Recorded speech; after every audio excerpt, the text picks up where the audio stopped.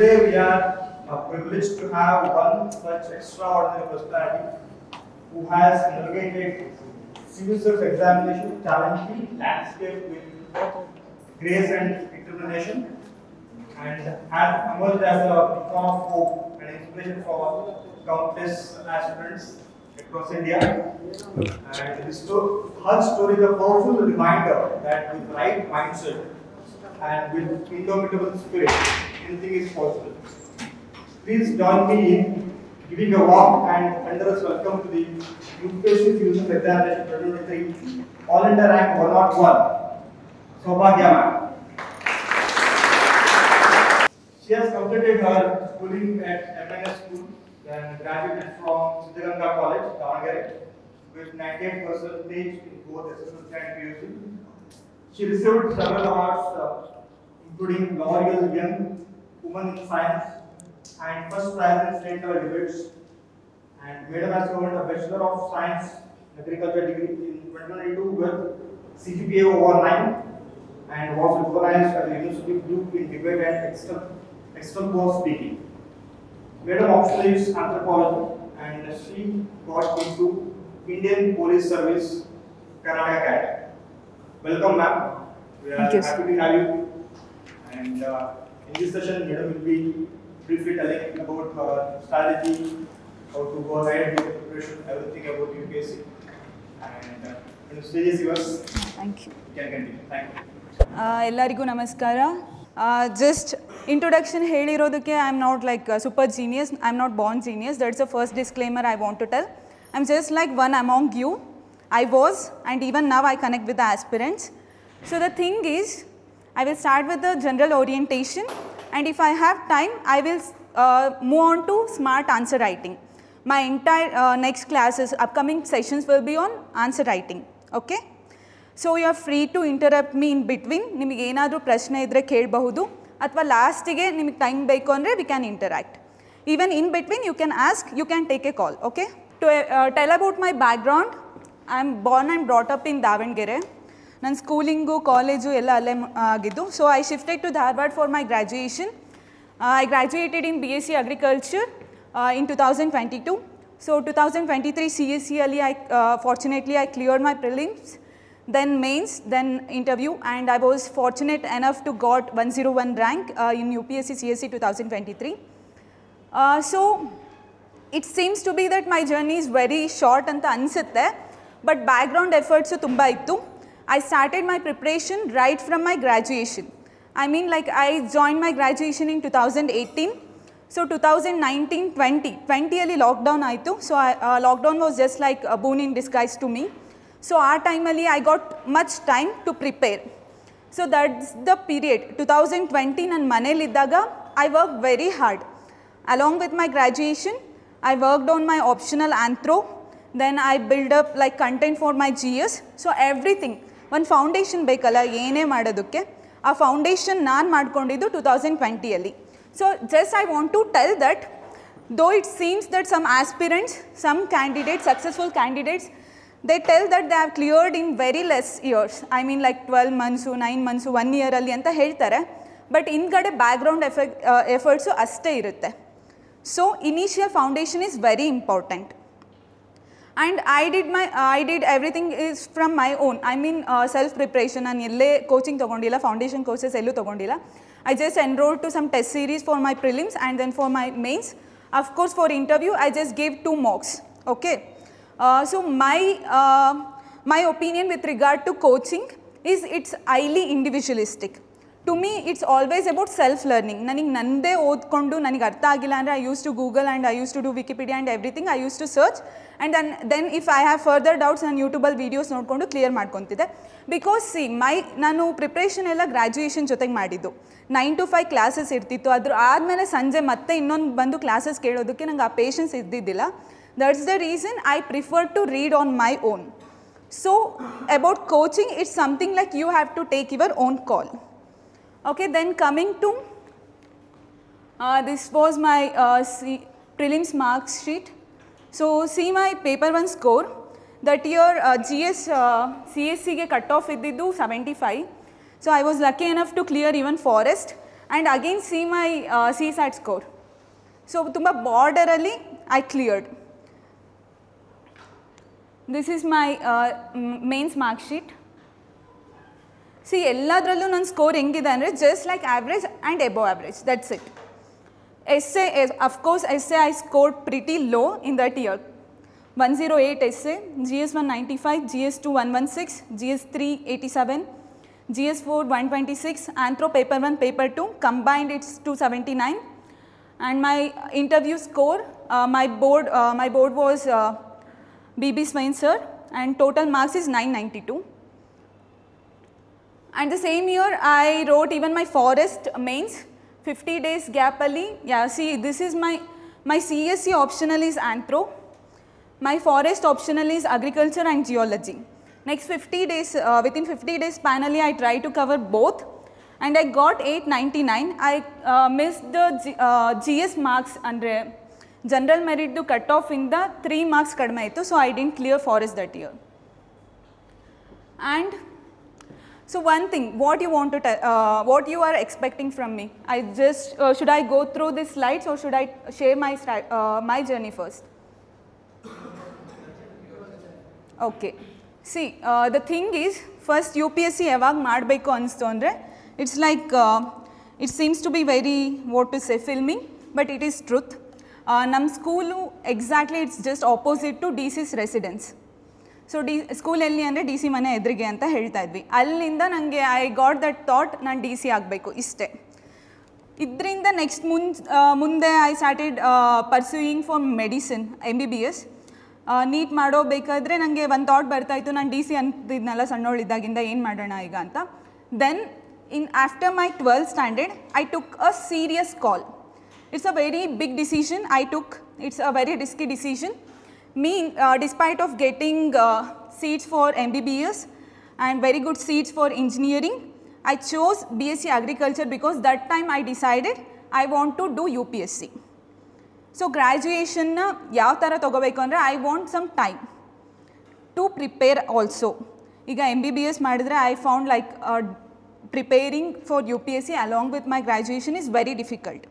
So that's the reason I chose BSc Agriculture. Yeah, of course it turned wrong. ನನ್ನ ತಲೆಯಲ್ಲಿ ಏನಿತ್ತು, BSc Agri ಅಂದರೆ very easy ಇರುತ್ತೆ, like it's like ನೀವು ಕ್ಲಾಸಿಗೆ ಯಾವಾಗಾದರೂ ಹೋಗ್ಬೋದು, ಬಂಕ್ ಮಾಡ್ಬೋದು, ನಾನು UPSC ಪ್ರಿಪೇರ್ ಆಗ್ಬೋದು ಆರಾಮಾಗಿ ಅಂದ್ಕೊಂಡಿದ್ದೆ. It was a myth. But ಅಲ್ಲಿ ನಮ್ಮದು every sem we use to have 13 different subjects plus practical, internal, field work, every day 9 to 5 classes, 85% attendance compulsory. So ಇದು ಎಲ್ಲದ್ರ ಮಧ್ಯೆ I was struggling lot to prepare for this exam, but I was not able to do that.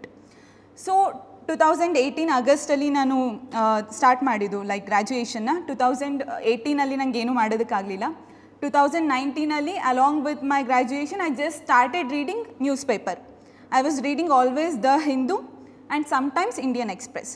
ನಾನು ಯಾವ ಥರ ಓದ್ತಿದ್ದೆ, 9 to 5 classes, ಅದಾದಮೇಲೆ hostel ತುಂಬ ಕಷ್ಟ ಇರೋದ್ರಿಂದ ನಾನು ಮಧ್ಯ ಬ್ರೇಕಲ್ಲಿ ಏನಾದರೂ ಟೈಮ್ ಸಿಕ್ಕಿದ್ರೆ I use to open my phone, I use to read some editorials. That's how I use to squeeze the time. Then again after going back to my hostel I use to again try to read for 1 or 2 hours ಇಷ್ಟೇ. This was till 2019. 2020ಅಲ್ಲಿ because of lockdown ಎಲ್ಲ online classes ಆಯಿತು. So I use to had online classes only for 6 to 7 hours. ಅದಾದಮೇಲೆ free time ಸಿಕ್ತಿತ್ತು, ಮನೇಲಿ ಇದ್ದಿದ್ದರಿಂದ ನನಗಿನ್ನೂ extra luxury. So ಆವಾಗ ಏನು ಮಾಡಿದೆ, I started thinking about optional ತುಂಬ ಕನ್ಫ್ಯೂಷನ್ ಇತ್ತು ನನಗೆ, because I am doing graduation from agriculture optional ತೊಗೋಬಹುದು. ಎರಡನೇದು ನನಗೆ ಕನ್ನಡ ಸಾಹಿತ್ಯದ ಬಗ್ಗೆ ಬಹಳ ಆಸಕ್ತಿ ಇತ್ತು. ಸೊ ಕನ್ನಡ ಲಿಟ್ರೇಚರು ತೊಗೋಬೋದು, ಆಂಥ್ರೋಪಾಲಜಿನೂ ತೊಗೋಬೋದು, ಪಬ್ಲಿಕ್ ಅಡ್ಮಿನಿಸ್ಟ್ರೇಷನು ತೊಗೋಬೋದು, ಸೋಷಿಯಾಲಜಿನೂ ತೊಗೋಬೋದು. ಈ 5 ಆಪ್ಷನಲ್ಸಲ್ಲಿ I should filter it into 1 optional. So ಏನು ಮಾಡಿದೆ, ಐ ಫಸ್ಟ್ ವೆಂಟ್ ಥ್ರೂ ಕನ್ನಡದಲ್ಲಿ ಶಿವರಾಮ್ ಕಾರಂತ್ ಅವ್ರದ್ದು ಬೆಟ್ಟದ ಜೀವ ಪುಸ್ತಕ ಇದೆ. ಆ ಪುಸ್ತಕನ ಓದ್ಕೊಂಡೆ, ಅಲ್ಲಿ ತುಂಬ ಇಂಟ್ರೆಸ್ಟ್ ಬಂತು. ಕನ್ನಡನೇ ಓದೋಣ, ಕನ್ನಡನೇ ಫೈನಲ್ ಅಂತ ಫಿಕ್ಸ್ ಆದೆ. Then I realise, ultimately this exam is not just testing your knowledge, it's something beyond that. ನಿಮಗೆ ಕನ್ನಡದಲ್ಲಿ ಆಸಕ್ತಿ ಇದೆ ಅಂದರೆ ಅಷ್ಟೇ ಫಾಸ್ಟಾಗಿ ಕನ್ನಡನ ಬರೆಯೋಕ್ಕೂ ಬರಬೇಕು. ನನ್ನ ಕನ್ನಡ ರೈಟಿಂಗ್ ತುಂಬ ಸ್ಪೀಡ್ ತುಂಬ ಕಡಿಮೆ ಇತ್ತು, and my handwriting especially with respect to Kannada was worst. So then again I gave a second thought. Then I read one book by Purnachandra Tejasvi, Missing Link anta ondide. ಆ ಪುಸ್ತಕದಲ್ಲಿ it's more about like how humans evolved ಅಂತ, ಅಂದರೆ how we evolve from apes to the most intellectual species on the earth, that is homo sapiens, ಯಾವ ರೀತಿ evolution ಆಯಿತು ಅಂತ. So ಆ missing link book ಓದಿದಾಗ I thought okay I will think more about anthro ಅಂತ. Anthro ಅಲ್ಲಿ ಏನಾಯಿತು, there was like physical anthropology part ಇದೆ, physical anthro, socio cultural, tribal ಮತ್ತು linguistic anthro. Physical ಆಂಥ್ರೋ is more about biology, genetics ಈ ಥರ. And parallelly, genetics was one of my favorite subject in agriculture. So later I realized, okay, even that time Anthro was doing extremely very well. Anthro score was all 2018 ಅಲ್ಲಿ ಕರ್ನಾಟಕದವರೇ ಒಬ್ಬರು 363 ತೆಗೆದಿದ್ರು ಆಂಥ್ರೋದಲ್ಲಿ. By seeing scores and by seeing my interest, I filtered it to Anthro. So 2020 ಅಲ್ಲಿ I started working completely on Anthro. ಯಾವ ಥರ ನಾನು ಮನೇಲಿ ಕೂತ್ಕೊಂಡು ಏನು ಮಾಡ್ತಿದ್ದೆ ಅಂದರೆ, I use to like Google ಎಲ್ಲ ಟಾಪರ್ಸ್ದು ಬ್ಲಾಗ್ ಸರ್ಚ್ ಮಾಡಿ, ಯೂಟ್ಯೂಬ್ ವೀಡಿಯೋಸ್ ನೋಡಿ, ಎಲ್ಲ ಸೋರ್ಸಸ್ನ ಫಿಲ್ಟರ್ ಮಾಡಿ, ಏನೇನು ಅದಕ್ಕೆ ಬುಕ್ಸ್ ಅವೈಲೇಬಲ್ ಇದೆ ಅಲ್ಲ ಆನ್ಲೈನಲ್ಲಿ ಎಲ್ಲ ತರಿಸಿ I started reading. Again this was a mistake I committed. C especially for optional ಅಲ್ಲ, ನಿಮಗೊಂದು ಗೈಡೆನ್ಸ್ ಬೇಕಾಗುತ್ತೆ, especially if your graduation is not your optional subject. But what I did, I started reading everything. Ella odkonta, ella notes madkonta. Yeah, of course I was seeing PYQ syllabus and I was reading so rigorously. Then and I went to the next extreme step. Ella scholars original pustaka iruttala.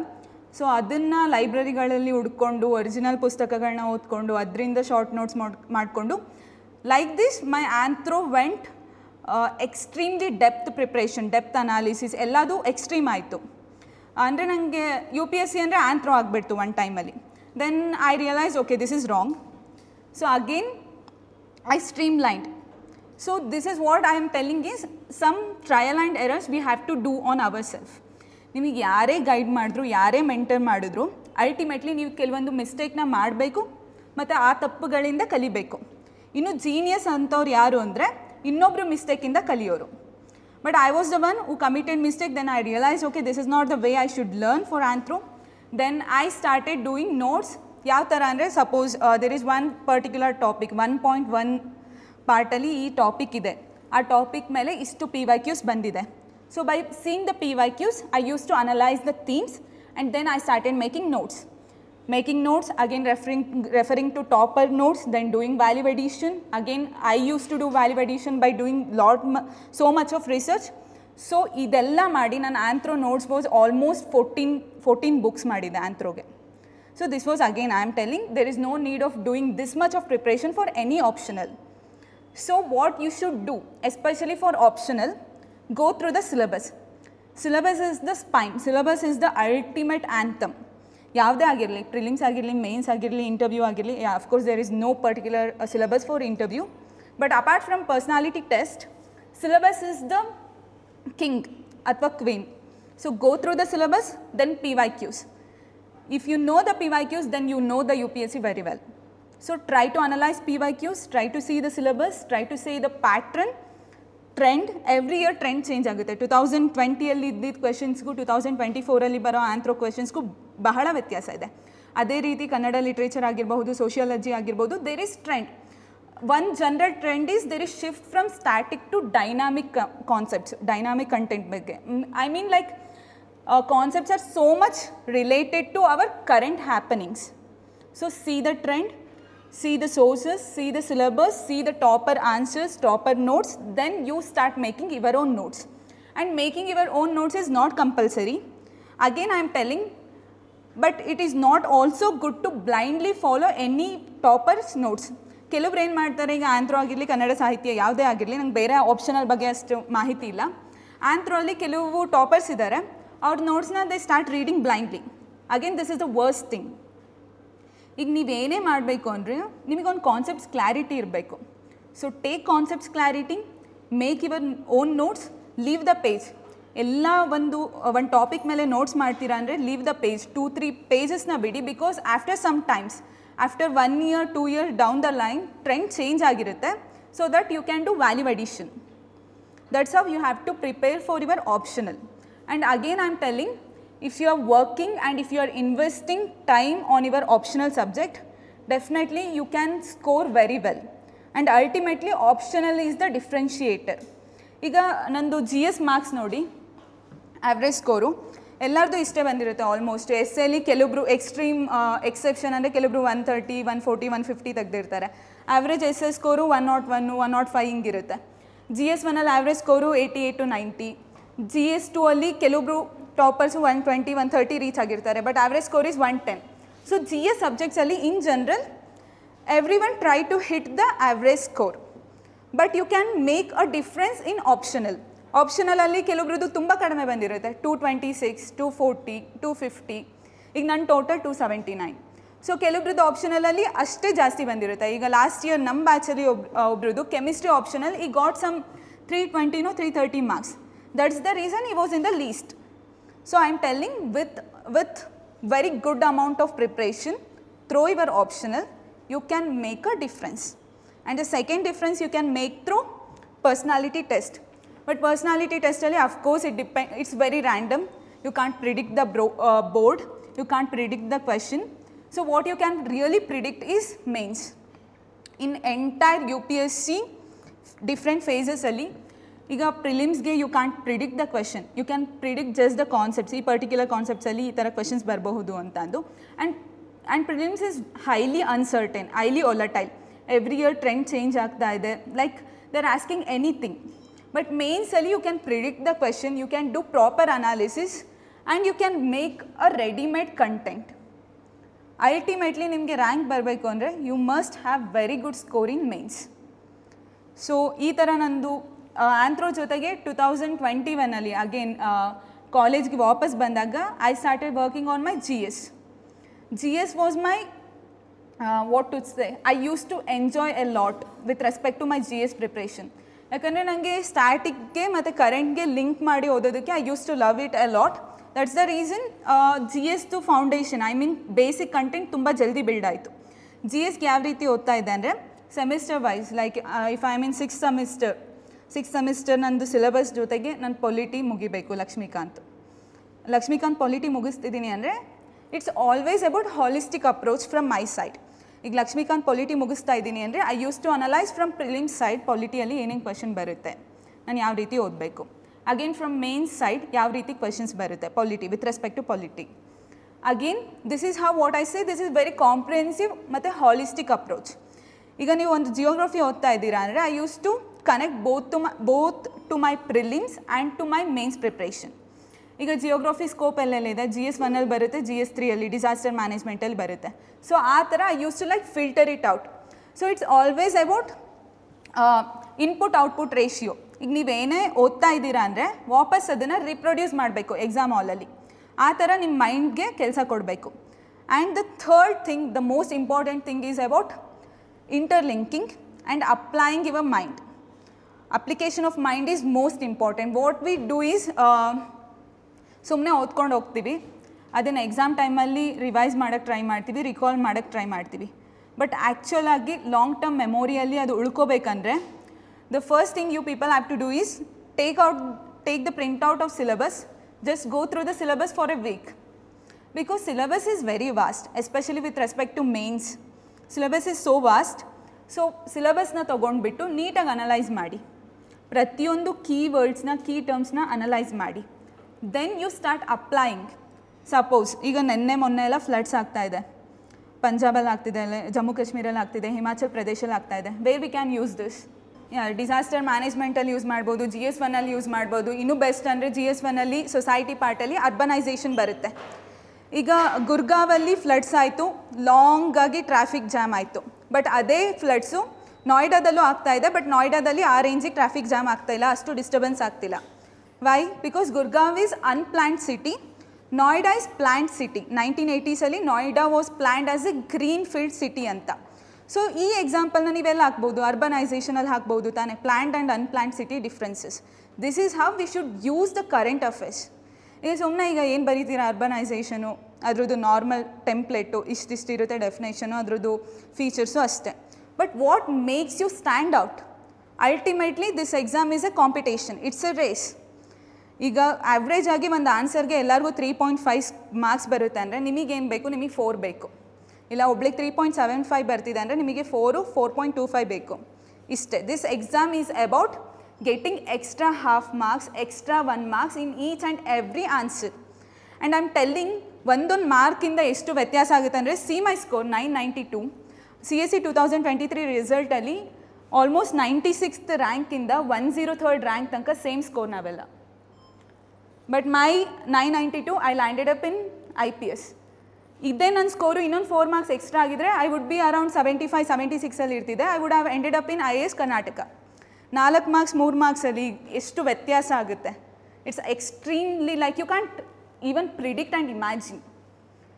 There is a huge difference between IPS and IAS, IRS, IT, customs. ಇದೇ ಥರ ತಾನೆ. Last ಇಯರಲ್ಲಿ ನಮ್ಮ ಬ್ಯಾಚಲ್ಲಿ ಒಬ್ಬಳು rank 78 ಬಂತು, 79th rank ಬಂತು. 78 was the last IAS service allocation ಆಗಿದ್ದು GM ಮೆರಿಟಲ್ಲಿ. So 76 to 77 to 78th rank ಅವ್ರ ಮಧ್ಯೆ ಯಾವ ವ್ಯತ್ಯಾಸವೂ ಇಲ್ಲ. ಅವ್ರದ್ದೆಲ್ಲರದು ಸೇಮ್ ಮಾರ್ಕ್ಸೇ. ಅಗೇನ್ ಆ ಹುಡುಗಿ ಮತ್ತೆ ಬರೀತಾಳೆ next year. She got some 106 rank. She ended up in IPS only. Why am telling this is because there is huge competition. But ನಮಗೆ ಮೇನ್ಸಲ್ಲಿ ಬರೆಯಬೇಕಿದ್ರೆ ನಮಗೆ ಇವೇನೂ ಗೊತ್ತಿರಲ್ಲ. ಸುಮ್ಮನೆ ಪೇಪರ್ ಕಂಪ್ಲೀಟ್ ಮಾಡಬೇಕು ಅನ್ನೋದು ಒಂದೇ ನಮ್ಮದು ಅಜೆಂಡಾ ಇರುತ್ತೆ. ಬಟ್ ಐ ಆಮ್ ನಾಟ್ ನಿಮಗೆ ಎದುರಿಸ್ಬೇಕಂತ ಹೇಳ್ತಾ ಇಲ್ಲ. But if you want to make a real difference, try to fetch extra half marks in every question. This is what I use to do those time. Then coming to my prelims preparation, ಮೇನ್ಸ್ದೆಲ್ಲ ಹೇಳಿದೆ. Okay, ಮೇನ್ಸ್ದು answer writing ಬಗ್ಗೆ ಹೇಳಬೇಕಂದ್ರೆ after completing my syllabus only I started preparing for answers. Because I believed okay I must have minimum basic content ಅಂತ. It's not about I should revise 10 times 20 times, but I should know the syllabus. ಒಂದ್ಸಲಿ ಕಂಪ್ಲೀಟಾಗಿ ಓದಬೇಕು ಅಂತ. Y? Because ನೀವು ಒಂದ್ಸಲಿ ಕಂಪ್ಲೀಟಾಗಿ ಓದಿದ್ರೆ you can interlink the concepts. ಸೋಷಿಯಾಲಜಿಯಲ್ಲಿ ಸೊಸೈಟಿಯಲ್ಲಿ ಬರೋ ಕಾನ್ಸೆಪ್ಟನ್ನ ನೀವು GS2 ಅಲ್ಲಿ ವಲ್ನರಬಲ್ ಸೆಕ್ಷನ್ಸಲ್ಲಿ ಯೂಸ್ ಮಾಡಬಹುದು. ಜಿಯೋಗ್ರಫಿ ಕಾನ್ಸೆಪ್ಟನ್ನ GS3 ಅಲ್ಲಿ ಯೂಸ್ ಮಾಡಬಹುದು. ಅದೇ ಜಿಯೋಗ್ರಫಿ ಕಾನ್ಸೆಪ್ಟನ್ನ GS3 ಅಲ್ಲಿರೋ ಅಗ್ರಿಕಲ್ಚರಲ್ಲಿ ಯೂಸ್ ಮಾಡಬಹುದು. ಇದೇ GS2 ಅಲ್ಲಿ ಈ ಗವರ್ನೆನ್ಸ್ ಎಲ್ಲ ಬರೋ ಕಾನ್ಸೆಪ್ಟನ್ನ you can use in GS4 ethics. ಎಥಿಕ್ಸಲ್ಲಿ ಬರೋ ಕಾನ್ಸೆಪ್ಟ್ಸ್ನ ಎಕ್ಸಾಂಪಲ್ಸ್ನ you can use in essay. So that's the reason I believed first to complete the syllabus. Syllabus completion ಆದಮೇಲೆ I will start answer writing ಅಂತ. This is what I told to myself. Okay, answer writing ಯಾವ ಥರ start ಮಾಡಿದೆ ಅಂದರೆ, suppose if I am reading for GS1, I started like brainstorming ಅಂದರೆ ಗೊತ್ತು ತಾನೆ.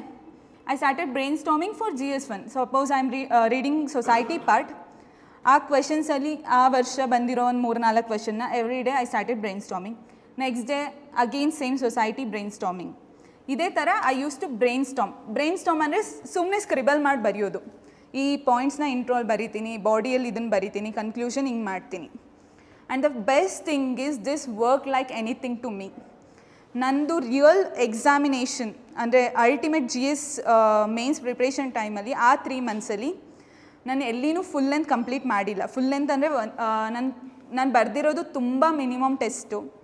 ಅದರಲ್ಲಿ GS1, GS2, GS3, GS4 ಎಲ್ಲದೂ ಒಂದೊಂದೇ ಫುಲ್ ಲೆಂತ್ ಬರೆದಿರೋದು. ಅದಾದಮೇಲೆ essay ಅಂತೂ ಫುಲ್ ಲೆಂತ್ ನಾನು ಬರದೇ ಇಲ್ಲ. ಅಂದರೆ ಎಕ್ಸಾಮ್ ಹಾಲಲ್ಲಿ ಲೈಕ್ ಮಾಕ್ ಥರ ಕೊಟ್ಬಿಟ್ಟು ಬರ್ದಿಲ್ಲ. ಮನೆಯಲ್ಲೇ 2 essay ಬರೆದಿದ್ದು.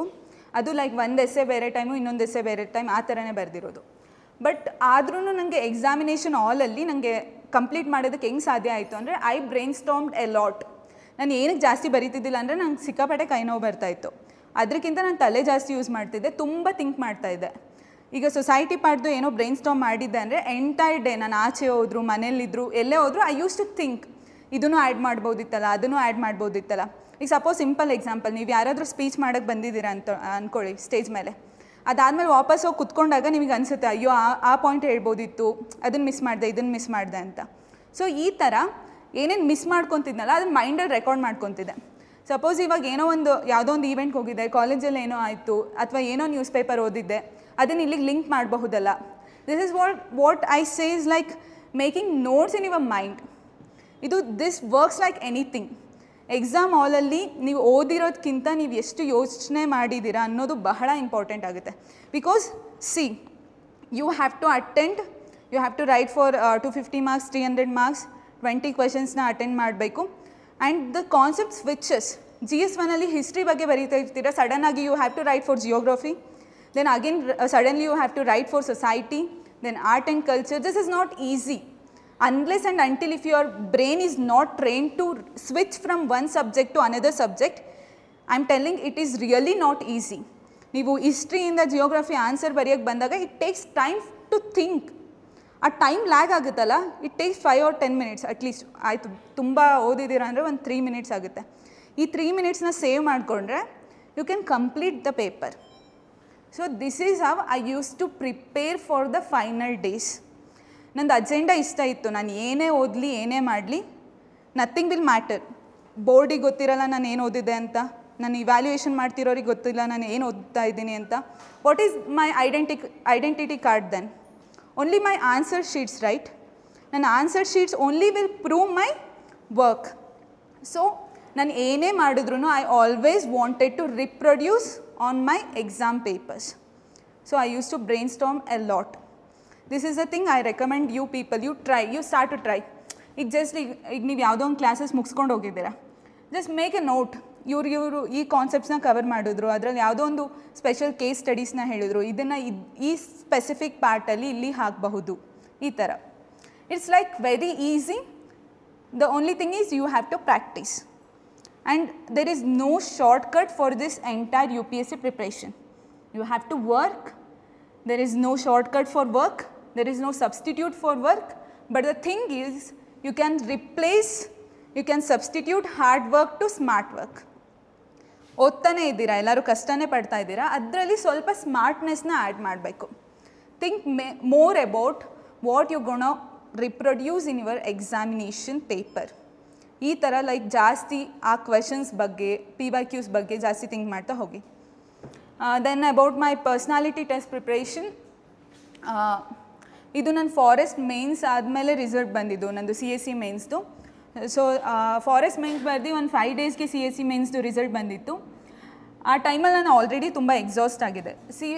If you are preparing for forest it's amazing, because ಫಾರೆಸ್ಟಲ್ಲಿ ಕಾಂಪಿಟೇಷನ್ ಕಡಿಮೆ ಇರುತ್ತೆ. One thing, only people from science background, science stream can write. And second thing is this is all India service. Indian Forest Service is also all India service, so you can get a good rank in Forest Service if you are preparing separately for Forest Service. But one challenge is after writing CSC mains, writing Forest mains is very exhaustive. So Forest mains ಬರ್ದು ಬಂದಮೇಲೆ CSC mains result ಬಂದಿತ್ತು. ಆವಾಗ personality test ನಂದು last time face, ಅಂದರೆ last time ಎಲ್ಲ round 1, round 2, round 3 ಇತ್ತು. ಆ ಥರ ಡೇಟ್ಸ್ ಶೆಡ್ಯೂಲ್ ಮಾಡಿ ಹಾಕ್ತಾಯಿದ್ರು. ಸೊ ನಂದು February 29th ಬಂದಿತ್ತು. ನಾನು ತುಂಬ ಬ್ರೇಕ್ ತೊಗೊಂಡೆ ಡಿಸೆಂಬರ್ ಮಂತಲ್ಲಿ. December 8th I think mains result ಬಂತು. I started preparing for my personality test from January because I wanted a break. ನಂದು ಇನ್ನೊಂದು ಏನು ಕ್ವಾಲಿಟಿ ಇತ್ತು ಅಂದರೆ I use to take good number of breaks. ಈಗ ಒಂದು ಪಾಸ್ ಇರಬೇಕಲ್ಲ, to restart with more energy. You always should come back with more and more energy. So that's the reason I used to take a break, whether during my mains agirbodu, prelims preparation agirbodu. So personality test I started from my Jan. Here again I was giving more emphasis on analysis part and like to reframe my opinions. Idra mele jasti hot kotte. So I was watching so many videos, so debates, so like ಈಗ ಸಂಸತ್ TVಯಲ್ಲಿ debates ಬರುತ್ತೆ, ಅದಕ್ಕಿಂತ ಮುಂಚೆ Rajya Sabha TV RS TV ಅಂತ ಇತ್ತು, ಅದರಲ್ಲಿ ಒಂದು ಬರುತ್ತೆ ಇತ್ತು ಪ್ರೋಗ್ರಾಮ್, ಅದನ್ನು ತುಂಬ ವಾಚ್ ಮಾಡ್ತಾಯಿದ್ದೆ. ಮತ್ತು ಎಲ್ಲ ಲೈಕ್ ಈಗ ನೀತಿ ಆಯೋಗದ್ದು ಡಿಬೇಟ್ಸ್ಗಳು ಏನೇನಾದರೂ ಇದ್ದರೆ, ಅವ್ರದ್ದು ಏನಾದರೂ ಟಾಕ್ಸ್ ಇದ್ದರೆ, ಗವರ್ನಮೆಂಟ್ ರಿಲೇಟೆಡ್ ಏನೇನು ಟಾಕ್ಸ್ ಇದೆಯಲ್ಲ, I use to watch a lot. Then I use to like practise in the sense, ನಾನು ಪರ್ಸನಾಲಿಟಿ ಟೆಸ್ಟಿಗೆ ಜಾಸ್ತಿ ಪ್ರಾಕ್ಟೀಸ್ ಮಾಡಿಲ್ಲ, because I was into this public speaking since from my 5th standard. ನಾನು ಕನ್ನಡ ಚರ್ಚಾ ಸ್ಪರ್ಧೆ, ಆಶುಭಾಷಣ ಅದೆಲ್ಲ ತುಂಬ ಆವಾಗಿಂದ ಮಾಡ್ತಾ ಇದ್ದೆ. ಸೊ ಆ ಸ್ಟೇಜ್ ಫಿಯರ್ ಇದ್ದಿದ್ದಿಲ್ಲ. ಅದಕ್ಕೆ ನಾನು ಕಡಿಮೆ ಪ್ರಾಕ್ಟೀಸ್ ಮಾಡಿದ್ದೀನಿ ಮತ್ತು ಕಡಿಮೆ ಮಾರ್ಕ್ಸ್ನ ಕೊಟ್ಟಿದ್ದೀನಿ. ನಾನು ಈಗೆಲ್ಲ ತುಂಬ ಮಾರ್ಕ್ಸ್ ಕೊಡ್ತಾರೆ, ಮಿನಿಮಮ್ 8 ಮಾರ್ಕ್ಸ್ ಕೊಡ್ತಾರೆ. ನಾನು ಕೊಟ್ಟಿದ್ದು ಓನ್ಲಿ 2 ಮಾರ್ಕ್ಸು, ಒಂದೇ 1-to-1 ಡಿಸ್ಕಷನ್ ಕೊಟ್ಟಿದ್ದೆ. Again it differs. ನನಗೇನಕ್ಕೆ ನಾನು ತುಂಬ ಕಡಿಮೆ ಮಾರ್ಕ್ಸ್ನ ಚೂಸ್ ಮಾಡಿದ್ದೆ ಅಂದರೆ, ಈಗ ನನ್ನೊಂದು ಸ್ಟೈಲ್ ಇದೆ, ನನ್ನದೇ ಒಂದು ಯೂನಿಕ್ನೆಸ್ ಇದೆ. ಈಗ ನಾನು ಮಾರ್ಕ್ ಕೊಟ್ಬಿಟ್ಟು ಅವರು ಇದು ಸರಿ ಇಲ್ಲ ಅದು ಸರಿ, ಹಂಗೆ ಮಾಡು ಹಿಂಗೆ ಮಾಡು ಅಂತ ಒಂದು ರೆಡಿಮೇಡ್ ಎಕ್ಸ್ಪೆಕ್ಟೇಷನ್ಗೆ ನನ್ನನ್ನು ಪ್ರಿಪೇರ್ ಮಾಡಿದರೆ I will lose my originality. ನಂದೇನು ಒರಿಜಿನಾಲಿಟಿ ಇದೆಲ್ಲ ಅದನ್ನು ನಾನು ಕಾಪಾಡ್ಕೋಬೇಕು. So that's the reason I gave less number of marks with respect to my personality test. And on the day of my personality test I was super calm. ಎಷ್ಟು calm ಆಗಿದೆ ಅಂದರೆ, because see ultimately it's not, this exam is never a war. You know are you don't know ಅಷ್ಟೇ. ಮಧ್ಯದಲ್ಲಿ black and white, ನಿಮಗೆ ಗೊತ್ತಿದೆ ಗೊತ್ತಿಲ್ಲ, grey area ಏನೂ ಇಲ್ಲ. ಸೊ ನಿಮಗೆ ಏನು ಗೊತ್ತಿದೆ ಹೇಳಬೇಕು, ಏನು ಗೊತ್ತಿಲ್ಲ ಅನ್ನಬೇಕು. ಇಷ್ಟೇ ಸಿಂಪಲ್ ಅಜೆಂಡಾ. ಸೊ ಮಾರ್ನಿಂಗ್ ಎದ್ದೆ, I was so calm and so cool. I told to myself, ಈಗ ನಂಗೆ ಗೊತ್ತಿಲ್ಲ ಅಂದರೆ ಹಾನೆಸ್ಟಾಗಿ ಹೇಳ್ತೀನಿ, ಸರ್ ನಂಗೆ ಗೊತ್ತಿಲ್ಲ, sorry sir I am not aware ಅಂತ. ಇನ್ಸ್ಟೆಡ್ ಆಫ್ ಡೂಯಿಂಗ್ ದಿಸ್ ಏನಂತಾರೆ ಸುಮ್ಮನೆ ಅದು ಇದು ವೇಗಾಗಿ ಏನೋ ಒಂದು ಆನ್ಸರ್ ಕೊಡೋದಕ್ಕಿಂತ, ಇಲ್ಲ ವೈಡ್ ಗೆಸ್ ಮಾಡೋದಕ್ಕಿಂತ, I use to be very honest. And honesty is the thing that fetch you like anything. Why am telling this is, ನಮ್ಮ ಬೋರ್ಡ್ ಮೆಂಬರ್, ನಮ್ಮ ಚೇಂಬರ್ಸ್, ನಮ್ಮ ಮೇನ್ ಚೇರ್ಮನ್ ಸರ್ ಇರ್ತಾರಲ್ಲ, ಅವ್ರು ಫಸ್ಟು ಹೋದ ತಕ್ಷಣ ಏನೂ ಇಂಟ್ರೊಡಕ್ಷನ್ ಕೇಳಲೇ ಇಲ್ಲ, ಡೈರೆಕ್ಟು ನನ್ನ ಹಾಬೀಸ್ನ ಕೇಳೋಕ್ಕೆ ಸ್ಟಾರ್ಟ್ ಮಾಡಿದ್ರು. ನಾನ್ ಫಿಕ್ಷನ್ ಬುಕ್ ರೀಡಿಂಗ್ ಅದರಲ್ಲಿ ಒಂದಿತ್ತು. ಸೊ ರೀಸೆಂಟಾಗಿ ಯಾವುದೇ ಬುಕ್ಸ್ ಓದಿದೆಯಾ ಅಂತ ಕೇಳಿದ್ರು. ನಾನು ಒಂದು ಹೇಳಿದೆ, ಅವ್ರಿಗೆ ಇಷ್ಟ ಆಗಲಿಲ್ಲ. 2 ಹೇಳಿದೆ, ಇಷ್ಟ ಆಗಲಿಲ್ಲ. 5ನೇ ಬುಕ್ ಒಂದು ಹೇಳಿದೆ.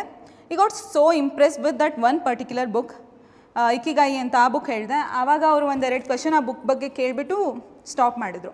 ಬಟ್ ನಮ್ಮದು ನೆಕ್ಸ್ಟ್ ಮೆಂಬರ್ ಇರ್ತಾರಲ್ಲ, ಮೆಂಬರ್ 1, ಈ continuously asked almost 8 to 10 question from the same book. ಇಲ್ಲಿ ಒಂದು ಸಿಂಪಲ್ ಥಿಂಗ್, ನೀವು ಒಂದು ಪರ್ಟಿಕ್ಯುಲರ್ ಬುಕ್ ಓದಿಲ್ಲ, ಸುಮ್ಮನೆ ಏನೋ ಹೇಳಿದ್ರಿ, ಇಲ್ಲ ಸರ್ ಆ ಬುಕ್ ಓದಿದ್ದೀನಿ ಅಂತ. ನೆಕ್ಸ್ಟ್ ಮೆಂಬರ್ ನೀವು ಪ್ರಿಡಿಕ್ಟ್ ಮಾಡೋಕ್ಕಾಗಲ್ಲ, ನೆಕ್ಸ್ಟ್ ಮೆಂಬರ್ 8ರಿಂದ 10 ಕ್ವಶನ್ ಅದೇ ಬುಕ್ ಬಗ್ಗೆ ಕೇಳ್ತಾರೆ ಅಂತ. That sir was so specific. ಆ ಬುಕ್ಕಲ್ಲಿ 3rd ಅಥವಾ 4th ಪೇಜಲ್ಲಿ ಒಂದು ಮ್ಯಾಪ್ ಬರುತ್ತೆ, ವರ್ಲ್ಡ್ ಮ್ಯಾಪಲ್ಲಿ ಸ್ಪೆಸಿಫಿಕ್ ಏರಿಯಾಸ್ನ ಅವ್ರು ಮೆನ್ಷನ್ ಮಾಡಿದ್ದಾರೆ, ಅದನ್ನು ಸಹ ಕೇಳಿದ್ರು. ಇಲ್ಲಿ ನಾನು ಫಸ್ಟಿಗೆ ಹೇಳಿದ್ದೆ ಸರ್ ಆ ಬುಕ್ ಓದಿಲ್ಲ ಅಂತ, ಏನಾದರೂ ಓದಿದ್ದೀನಿ ಅಂತ ಹೇಳಿದರೆ ನಂದು ಇಂಟರ್ವ್ಯೂ ಸ್ಕೋರ್ 182 ಬದಲು ನಂದು 100 ಬರ್ತಿದ್ದಿಲ್ಲ. ಬಿಕಾಸ್ ಮೆಂಬರ್ 1 ಆ ಬುಕ್ ಬಗ್ಗೆ ಬಿಟ್ಟರೆ ಏನೂ ಕೇಳಲೇ ಇಲ್ಲ. ಆಲ್ಮೋಸ್ಟ್ 8 to 10 ಕ್ವಶನ್, ಒಂದು 5 to 10 ಮಿನಿಟ್ಸ್ ಅದು ಒಂದೇ ಬುಕ್ ಬಗ್ಗೆ ಡಿಸ್ಕಸ್ ಮಾಡಿದ್ರು. ಆ ಬುಕ್ ಬಗ್ಗೆ ಎಷ್ಟು ಡಿಸ್ಕಷನ್ ಮಾಡಿದ್ದಾರೆ ಅಂದರೆ, even my entire interview ended up with the same book again. So honesty is the best thing, not just with respect to your personality test, even with respect to your prelims ಮತ್ತು mains. It's always about being honest to yourself. ಈಗ ನಿಮ್ಮದೊಂದು commitment ಇದೆ. ಈಗ ನೀವೆಲ್ಲ ಏನಕ್ಕೆ UPSCಗೆ ಬಂದಿದ್ದೀರಾ? Out of force or out of compulsion or out of your own will? I believe that you are adults, you have taken your own decision, not from peer pressure or parental pressure in that. So if you are coming up with any commitments, give complete dedication. Be honest to yourself. ಈಗ ನಿಮ್ದು ಏನೋ ಒಂದು commitment ಇದೆ, ಇಷ್ಟು ದಿನದಲ್ಲಿ ಈ ಸಿಲೆಬಸ್ನ ಮುಗಿಸ್ಬೇಕು ಅಂದರೆ just be honest. Try to do your maximum efforts. Try to put maximum effort so that you will complete that syllabus. ಆಗಿಲ್ಲ ಅಂದರೆ stretch. Try to stretch, try to work hard. I am telling like life after result is unbelievable. ಎಷ್ಟು transformative ಆಗುತ್ತೆ ಅಂದರೆ, ನೀವು ಎಷ್ಟೋ ಸಣ್ಣ ಪುಟ್ಟ ವಿಚಾರಕ್ಕೆ ಏನೇನೋ, ಈಗ ಒಂದು ಗೌರ್ನಮೆಂಟ್ ಏನೇನೇ ಕೆಲಸ ಆಗಲಿ ನಾವೆಲ್ಲ ಅಲ್ದಾಡಬೇಕು, ಅಲ್ಲಿ ಹೋಗಬೇಕು. ಆದರೆ ನಿಮ್ಮದು ರಿಸಲ್ಟ್ ಬಂದ ತಕ್ಷಣ ನೀವೇನೂ ಇಲ್ದಿರೋರು ಸಡನ್ನಾಗಿ ಎಲ್ಲ ಆಗ್ತೀರಾ. ನಿಮ್ಮ ಮನೆಗೆ MLA ಅವರು ಬರ್ತಾರೆ, MP ಅವರು ಬರ್ತಾರೆ, DC ಅವರು ಅವ್ರ ಆಫೀಸ್ಗೆ ಕರ್ಕೊಂಡು ಹೋಗ್ತಾರೆ, SP ಸರ್ ಇದ್ದರೆ ಅವರು ಅವ್ರ ಆಫೀಸಿಗೆ ಕರ್ಕೊಂಡೋಗಿ ಸನ್ಮಾನ ಮಾಡ್ತಾರೆ. Apart from felicitation, the way people see you is like you can't measure it. It's something unfathomable. Why I am telling this is, after results ಏನಾಗುತ್ತೆ that I never predicted. But after results, the way people receive you, the way people see you and your family is next thing. I mean like if you are not from bureaucratic family, ನಿಮ್ಮ ಮನೇಲಿ ಯಾರೂ ಇಲ್ಲ, first time ನೀವೇ first generation ಅಂದರೆ it's something that you can't even imagine.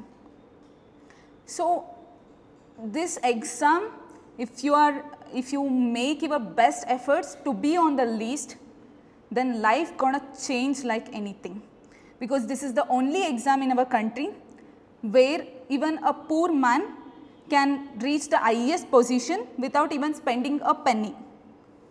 So try to work, preparation ಟೈಮಲ್ಲಿ ಆನೆಸ್ಟಿಯಿಂದ ಕೆಲಸ ಮಾಡಿದರೆ this exam gonna reward you like anything. But again hard work ಜೊತೆಗೆ ಸ್ಮಾರ್ಟ್ ವರ್ಕ್ ಸಹ ಇರಬೇಕು. This is completely about my journey. Coming to like number of hours, I was never rigid because ನಂದು graduation ಜೊತೆಗೆ ಓದ್ತಾ ಇದ್ದೆ. Internals, externals, practicals ಅದ್ರ ಮಧ್ಯ I use to squeeze my time. So rigid ಇದ್ದಿಲ್ಲ. ಆ ಟೈಮಲ್ಲಿ ಸಿಕ್ಕಾಪಟ್ಟೆ ಫ್ಲೆಕ್ಸಿಬಲ್ ಇದೆ. ಬಟ್ 23 ನಾನು mains ಕೊಡೋಬೇಕಿದ್ರೆ there was never looking back ಅಂದರೆ ವೆರಿ ಸೀರಿಯಸ್. ಮೇನ್ಸ್ ನನ್ನ ಪ್ರಿಲಿಮ್ಸ್ ರಿಸಲ್ಟ್ ಬಂದಾದಮೇಲೆ ಒಂದೇನಾಯಿತು ಅಂದರೆ ನಂದು ಈ ವರ್ಷದ ಪ್ರಿಲಿಮ್ಸ್ ಬಂದಾಗ ಐ ವಾಸ್ ಡ್ಯಾಮ್ ಶೋರ್ ನಾನು ಕ್ಲಿಯರ್ ಮಾಡಲ್ಲ ಅಂತ. ಯಾಕಂದರೆ ನಾನು ಪೇಪರ್ 1 ಮಧ್ಯೆ ಅಳಕ್ಕೆ ಸ್ಟಾರ್ಟ್ ಮಾಡಿದ್ದೆ. ಪೇಪರ್ 2 ಫುಲ್ ಆಲ್ರೆಡಿ ನನ್ನ ಕಣ್ಣಲ್ಲಿ ಫುಲ್ ನೀರು, ಆಗಲ್ಲ ಈ ವರ್ಷ ನಂದು ಅಂತ ಅಂದು ಅಲ್ಲಿ ಅಷ್ಟು ದುಃಖದಲ್ಲಿ ಏನೋ ಬಂದೆ ಆಚೆ. Because I was very sad and I told to myself ಈ ಅಟೆಂಪ್ಟ್ ಏನಾದರೂ ನಂದು ಆಗಿಲ್ಲ ಅಂದರೆ I wanted to like quit this preparation and do my MSc ಅಂತ. MSc ಮಾಡ್ಕೊತ ಮುಂದೆ ಆದರೆ ಪ್ರಿಪೇರ್ ಆಗೋಣ ಅಂತ. Because I had my own deadlines. ಇಷ್ಟು ಅಟೆಂಪ್ಟಲ್ಲಿ ಈ ಸ್ಟೇಜಲ್ಲಿ ಕ್ಲಿಯರ್ ಮಾಡ್ಕೋಬೇಕು ಅಂತ. This is what I impose on myself. So ಈ ಇದ್ರಲ್ಲಿ ಏನಾಯಿತು, I came and I saw some of coaching ಇನ್ಸ್ಟಿಟ್ಯೂಟ್ದು ಕೀಸ್ ನೋಡಿಕೊಂಡೆ. Then I thought okay I will not clear ಅಂತ. Because paper 1 it was coming around 85ಇಂದ ಕೆಲವೊಂದರಲ್ಲಿ 75 ಬಂದಿದೆ, ಕೆಲವೊಂದರಲ್ಲಿ 85 ಬಂದಿದೆ, ಕೆಲವೊಂದರಲ್ಲಿ 90 ಬಂದಿದೆ. ಪೇಪರ್ 2 ಕೆಲವೊಂದರಲ್ಲಿ 75 ಬರ್ತಿತ್ತು, ಕೆಲವೊಂದರಲ್ಲಿ 55 ಬಂದಿತ್ತು. So it was highly disappointing. So ನಾನು ಆ 15 ಡೇಸ್ ನಂದು ಪ್ರಿಲಿಮ್ಸ್ ರಿಸಲ್ಟ್ ಬರೋ ತನಕ ನಾನೇನೂ ಓದಲಿಲ್ಲ. Because I was so sad, I was not able to focus. Despite of that I was just trying to read current affairs ಅಷ್ಟೇ, but ಅದನ್ನು ಸೀರಿಯಸ್ಸಾಗಿ ಓದಲಿಲ್ಲ. ಆ್ಯಂಡ್ ಪ್ರಿಲಿಮ್ಸ್ ರಿಸಲ್ಟ್ ಬರೋ ಟೈಮಲ್ಲಿ ನಮ್ಮ ಕಾನ್ವಕೇಷನ್ ಇತ್ತು. ಸೊ 1 ವೀಕ್ ಎಲ್ಲ ಕಾನ್ವಕೇಷನ್ ಅದರಲ್ಲಿ ಬ್ಯುಸಿ ಆದೆ. ಕಾನ್ವಕೇಷನ್ ಡೇಯಲ್ಲಿ while they asked us to take oath, governor ಬಂದಿರ್ತಾರೆ, ಓತ್ ತೊಗೊಳ್ಳಿ ಅಂತಾರೆ. ಸೊ ಓದ್ ತೊಗೊಳಬೇಕಾದ್ರೆ ಫೋನ್ ಸ್ವಿಚ್ ಆಫ್ ಮಾಡಿ ಅಂತಾರೆ. ಫೋನ್ ಸ್ವಿಚ್ ಆಫ್ ಮಾಡೋ ಬದಲು ನಾನು ಫೋನ್ ತೆಗೆದು ನೋಡಿದೆ, ನಂದು ಅವಾಗ ಜಸ್ಟ್ ರಿಸಲ್ಟ್ ಬಂತು, ನನ್ನ ನೇಮ್ ಇತ್ತು. So that was the most happiest moment in my life. Real happiness ಆಗಿದ್ದು 101 ರ್ಯಾಂಕ್ ಬಂದಾಗಲ್ಲ, ಪ್ರಿಲಿಮ್ಸ್ ಕ್ಲಿಯರ್ ಮಾಡಿದಾಗ. Because you know the efforts right. ಈ ಪ್ರಿಲಿಮ್ಸ್ಗೆ ನಾನು ಸಿಕ್ಕಾಪಟ್ಟೆ ಎಫರ್ಟ್ಸ್ ಹಾಕಿದೆ. Almost I gave nearly marks ಅಂತೂ ಕೌಂಟ್ಲೆಸ್ಸು. ಅಷ್ಟು 60 to 80 ಮಾರ್ಕ್ಸ್ ಅಂತೂ ಕೊಟ್ಟಿದ್ದೆ. PYQs ತುಂಬ ಅನಲೈಸ್ ಮಾಡಿದ್ದೆ, ಕರೆಂಟ್ ಅಫೇರ್ಸ್ ಓದಿದೆ, ಸ್ಟ್ಯಾಟಿಕ್ ಬುಕ್ನ number of times I had revised just to make sure that I don't want to miss this attempt ಅಂತ. Even with respect to CSAT I had given almost 15 to 20 full and test. And again I am telling my preparation strategy with respect to prelims and mains is very different. Mains ali rather than giving more tests, I used to focus on brainstorming. But in prelims, I used to focus more on giving mocks and doing analysis. So prelims I cleared, and then I was left with hardly 85-90 days ittu. Then I decided no looking back, no more any excuses. I will work so seriously. So ಅಲ್ಲಿ ಪ್ರಿಪ್ರೇಷನಲ್ಲಿ I stretched myself like anything completely. ನಂದು anthro paper 2 ಮುಗಿಯೋ ತನಕನೂ ಮಧ್ಯೆ GS ಆದಮೇಲೆ 5 days gap ಇರುತ್ತಲ್ಲ, ಅಲ್ಲಿನೂ ನಾನೇನು time waste ಮಾಡಿಲ್ಲ. ಬಿಕಾಸ್ ಅದಾದಮೇಲೆ I just don't want to have any regrets. ನಂದು ಲೀಸ್ಟಲ್ಲಿ ನನ್ನ ನೇಮ್ ಏನಕ್ಕಿಲ್ಲ ಅಂದರೆ ನಾನು ಓದಿಲ್ಲ ಅಂತ ನನಗೆ ನಾನು ಹೇಳ್ಕೋಬಾರ್ದು. I just want to make sure that I gave my best ಅಂತ. ಸೊ ಅಲ್ಲಿ ನಾನು ತುಂಬ ಓದಿದ್ದೀನಿ. ಸಮ್ ಡೇಸ್ 10 hours, ಕೆಲವೊಂದ್ಸಲಿ 12 hours, ಕೆಲವೊಂದ್ಸಲಿ 14 hours, ಕೆಲವೊಂದ್ಸಲಿ ಜಸ್ಟ್ 3-4 hours ಅಷ್ಟೇ ನಿದ್ದೆ ಮಾಡಿದ್ದೀನಿ. ಎಸ್ಪೆಷಲಿ ಲಾಸ್ಟ್ ಒಂದು 10 days ಮೇನ್ಸ್ಗಿದ್ದಾಗ I was so serious. And the thing was, since that was my first mains and I was out from this crowd. I was never in Bangalore nor in Delhi. So ನಾನು ಮನೇಲಿದ್ದು preparation ಮಾಡ್ತಿರೋದ್ರಿಂದ I was more like sceptical, little nervous, little anxious about my preparation.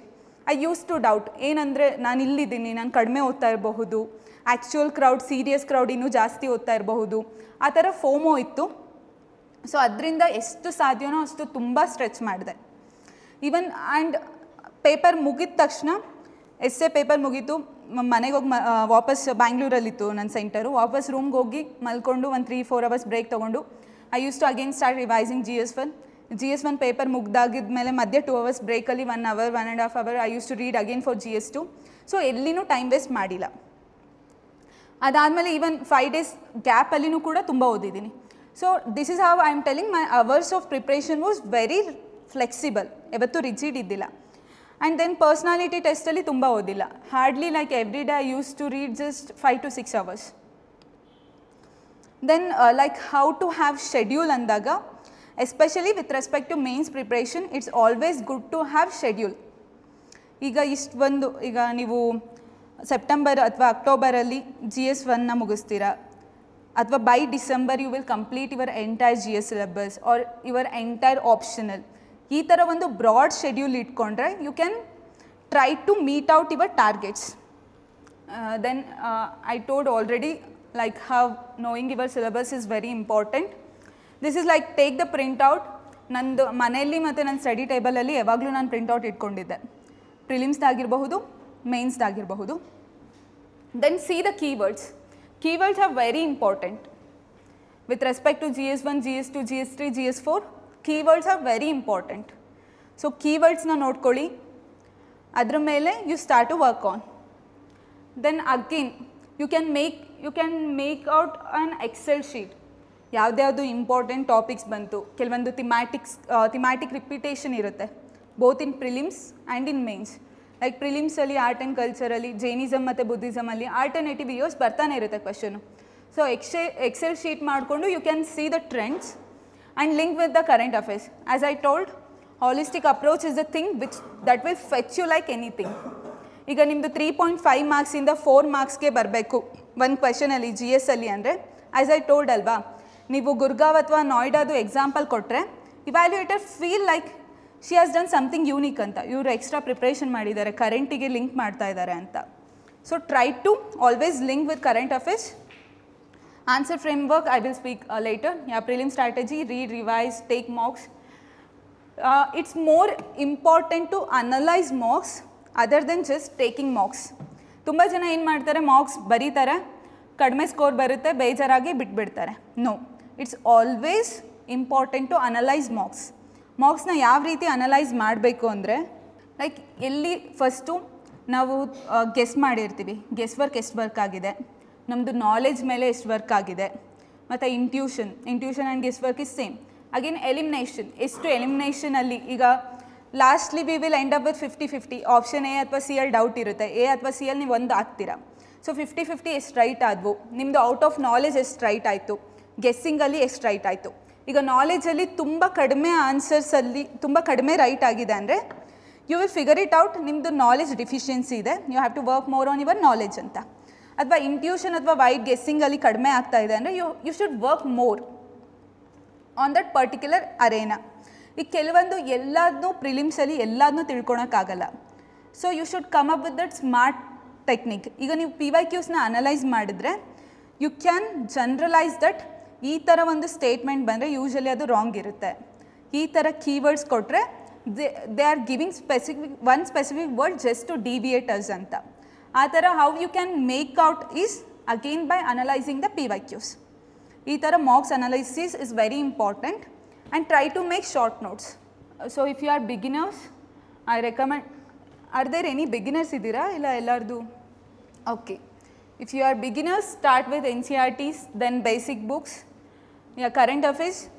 As I told, along with Hindu and Indian Express, I used to refer one particular monthly magazine.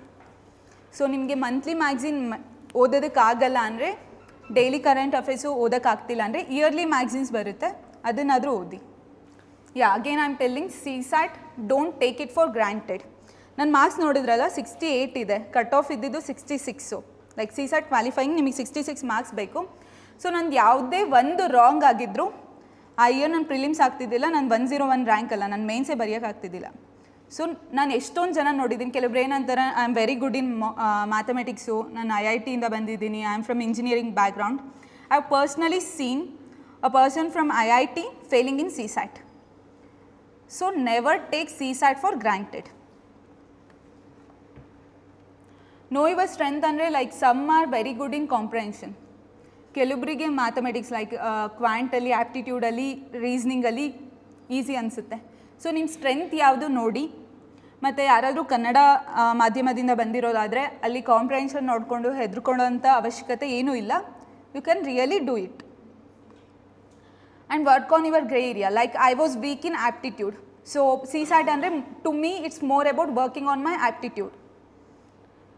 Then solve PYQs, again take mocks.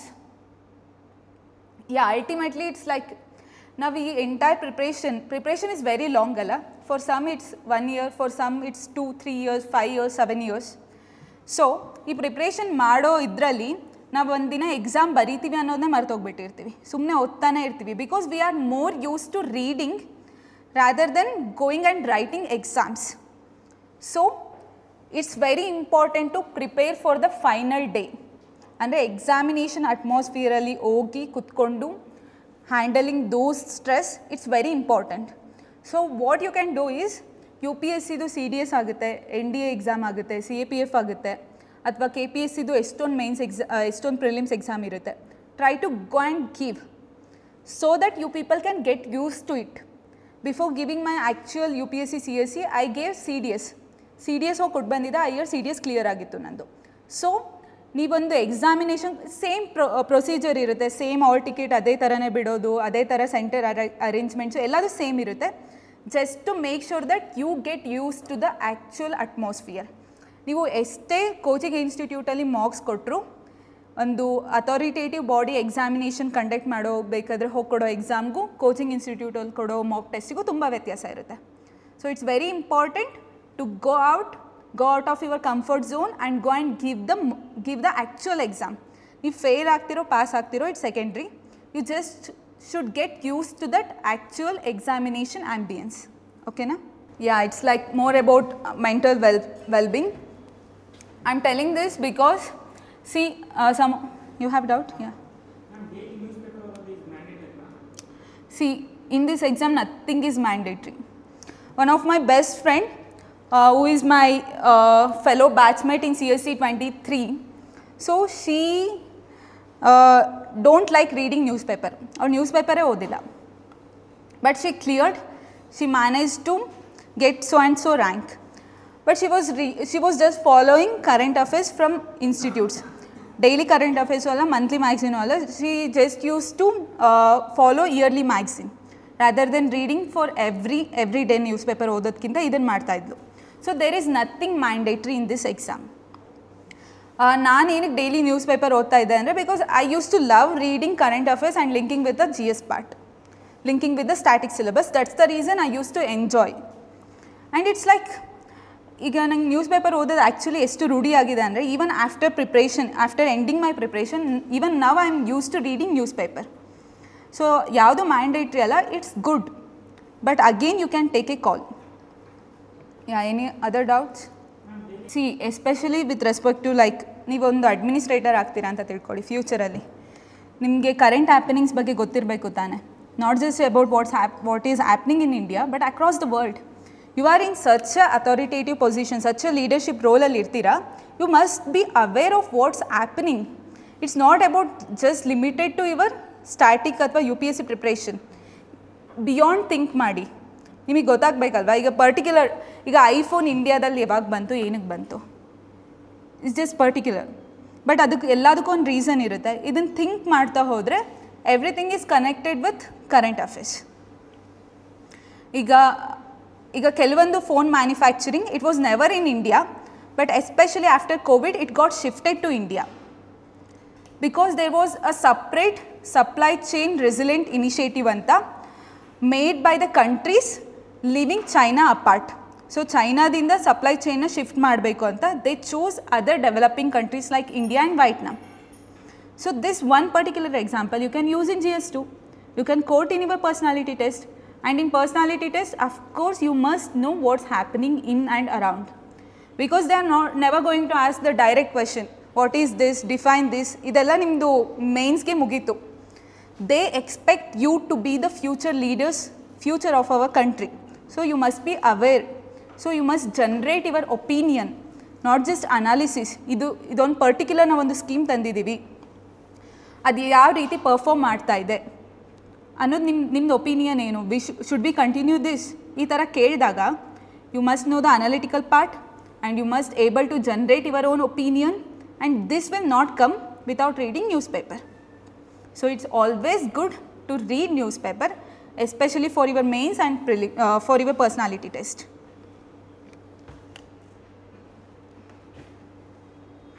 Yeah, I was telling about mental well-being because see, I was fortunate enough to clear this exam very early. But some of my fellow batchmates, they cleared at the age of 31, 33, 34 and the average age last year namdu selection alli was 28. So for some it's like 5 years, for some it's 7 years, for some it's just 1 or 2 years. So ee madhyadalli mental well-being is very important because ನಮ್ಮ age ಅವರು ಏನು ಮಾಡ್ತಿರ್ತಾರೆ, either they got job or they are doing their higher studies or they shifted to abroad, they are doing something good in their life, that is what they keep posting on social media. But what's our life? ನಮ್ಮ life ಏನಾಗಿರುತ್ತೆ, 8 to 10 hours 12 hours ಎಕ್ಸಾಮ್ಗೆ ಓದ್ತಾ ಇರ್ತೀವಿ with such an uncertainty that there is no guarantee that we will clear this exam. So ಈ ಥರ uncertaintyಯಲ್ಲಿ it's always good to focus on our health, both physical and mental health. So never do anything at the cost of your health. So I used to focus in the sense I used to do meditation every day, even during my mains preparation, even during the day I was writing my mains, I was doing meditation. And yoga, yeah, of course I was doing yoga, I was pursuing all other hobbies that I used to love, and I used to take good number of breaks. I used to go out with my friends, I used to watch movies whenever I felt like watching movies. It's always equally important to give time to yourself, okay? So don't do anything at the cost of your health. Pursue your any hobbies. Either you are good at swimming ಆಗಿರ್ಬೋದು, singing ಆಗಿರ್ಬೋದು, ಯಾವುದೋ ಒಂದು musical instruments ಮಾಡ್ತಾ ಇರ್ಬೋದು, ಅಥವಾ school ಡೇಸಲ್ಲಿ running ಮಾಡ್ತಿರ್ಬೋದು, ಏನೇ ಮಾಡ್ತಾ ಇರ್ಬೋದು. Just like take out 1 hour, 1.5 hours every day and try to invest in your hobbies also. And the good thing is, again you can put your hobbies in your personality test DAF. So notes making strategy, online notes, physical notes, mental notes. ನಾನು ಆಂಥ್ರೋ ಹೇಳಿದೆ almost like ಒಂದು 13-14 books ಆಗಿತ್ತು ಅಂತ. Again ಅದನ್ನು ನಾನು short notes ಥರ 2 ಬುಕ್ಕಿಗೆ ಕಡಿಮೆ ಮಾಡಿದ್ದೆ. ಒಂದು 200 ಪೇಜ್ದು 200 ಪೇಜ್ದು, ಪೇಪರ್ 1 ಪೇಪರ್ 2 ಆ ಥರ ಶಾರ್ಟ್ ನೋಟ್ಸ್ನ I did even for my GS and for anthro bulky notes and both short notes. Again I am not recommending such a bulky notes. Try to make notes. ಯಾವ ಥರ ಮಾಡಿ ಅಂದರೆ, like suppose Indian ಸೊಸೈಟಿಯಲ್ಲಿ women empowerment part, ಅದು maximum ಎಷ್ಟು ಮಾರ್ಕ್ಸಿಗೆ ಕೇಳ್ತಾರೆ, 10 marks ಇಲ್ಲ 15 marks. You have to write, you have to make sure that you have some 200 words 250 words content ಇದೆ ನಿಮ್ಮ ಹತ್ರ. That's good enough. So make notes in the format of answer writing. So ಇಂಟ್ರೋಲ್ಲಿ ಏನು ಬರಿಬೋದು, ಬಾಡಿಯಲ್ಲಿ ಏನು ಬರಿಬೋದು, ಕನ್ಕ್ಲೂಷನಲ್ಲಿ ಏನು ಬರಿಬೋದು, ಆ ಥರ ನೋಟ್ಸ್ ಮಾಡಿ. Online notes it was like I did in 1 note. ಈಗ ನಮ್ಮ examination centre usually it's not our hometown. Bangalore ಕೊಟ್ಟಿರ್ತೀರ, ಡೆಲ್ಲಿ ಕೊಟ್ಟಿರ್ತೀರ, ಲಾಸ್ಟ್ ಮಿನಿಟಲ್ಲಿ ಅಷ್ಟು ಬುಕ್ಸ್ನ ಕ್ಯಾರಿ ಮಾಡೋದಕ್ಕಾಗಲ್ಲ. ಈವನ್ ಫಾರ್ ಪರ್ಸ್ನಾಲಿಟಿ ಟೆಸ್ಟ್ ನಿಮ್ಮದು ಆನ್ಲೈನ್ ನೋಟ್ಸ್ ಇದ್ದರೆ it's very handy and accessible, ಎಲ್ಲಿದ್ದರೂ ನೀವು ಓದ್ಕೋಬೋದು. And mental notes again I told it will come through brainstorming. So try to brainstorm as much as possible. And current affairs importance I have already told about this, because see, prelims alli almost 30 to 40% questions are ultimately linked with current affairs. So it's always good if you are like working on your current affairs. How to read newspapers smartly. ನಾನು ಆವಾಗಲೇ ಒಂದು example ಕೊಟ್ಟೆ ಅಲ್ಲ, like ಫ್ಲಡ್ಸ್ದು. Like ಈಗ ರೀಸೆಂಟಾಗಿ ಏನೇನು ನ್ಯೂಸಲ್ಲಿದೆ ಅದನ್ನು like where you can cover. ಈಗ ಮರಾಠ ಕೋಟಾ ಅವ್ರದ್ದು ಪ್ರೊಟೆಸ್ಟ್ ಆಗ್ತಾಯಿದೆ ಮಹಾರಾಷ್ಟ್ರದಲ್ಲಿ. Where you can cover this? You can cover in regionalism. We are divided based on our languages, caste and relevance of ಕ್ಯಾಸ್ಟಲ್ಲಿ again you can quote about this Maratha protest. ಈಗ ರೀಸೆಂಟಾಗಿ ಶಾಂಘೈದು SCO meeting ಆಯಿತು, ಅದನ್ನು you can link with your GS2. And there is always this tariff is in news since the arrival of Donald Trump. So idanna you can use in your GS2, even you can use in your ethics. Oba leader yav tara irbeku anodana of course you can quote in your ethics. Iga then Naxalism is in news.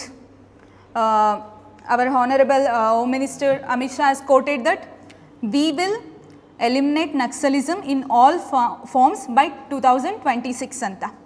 ಈಗ ನಕ್ಸಲಿಸಮ್ topic internal security ಪಾರ್ಟಲ್ಲಿ GS3 ಅಲ್ಲಿ ಇದೆ.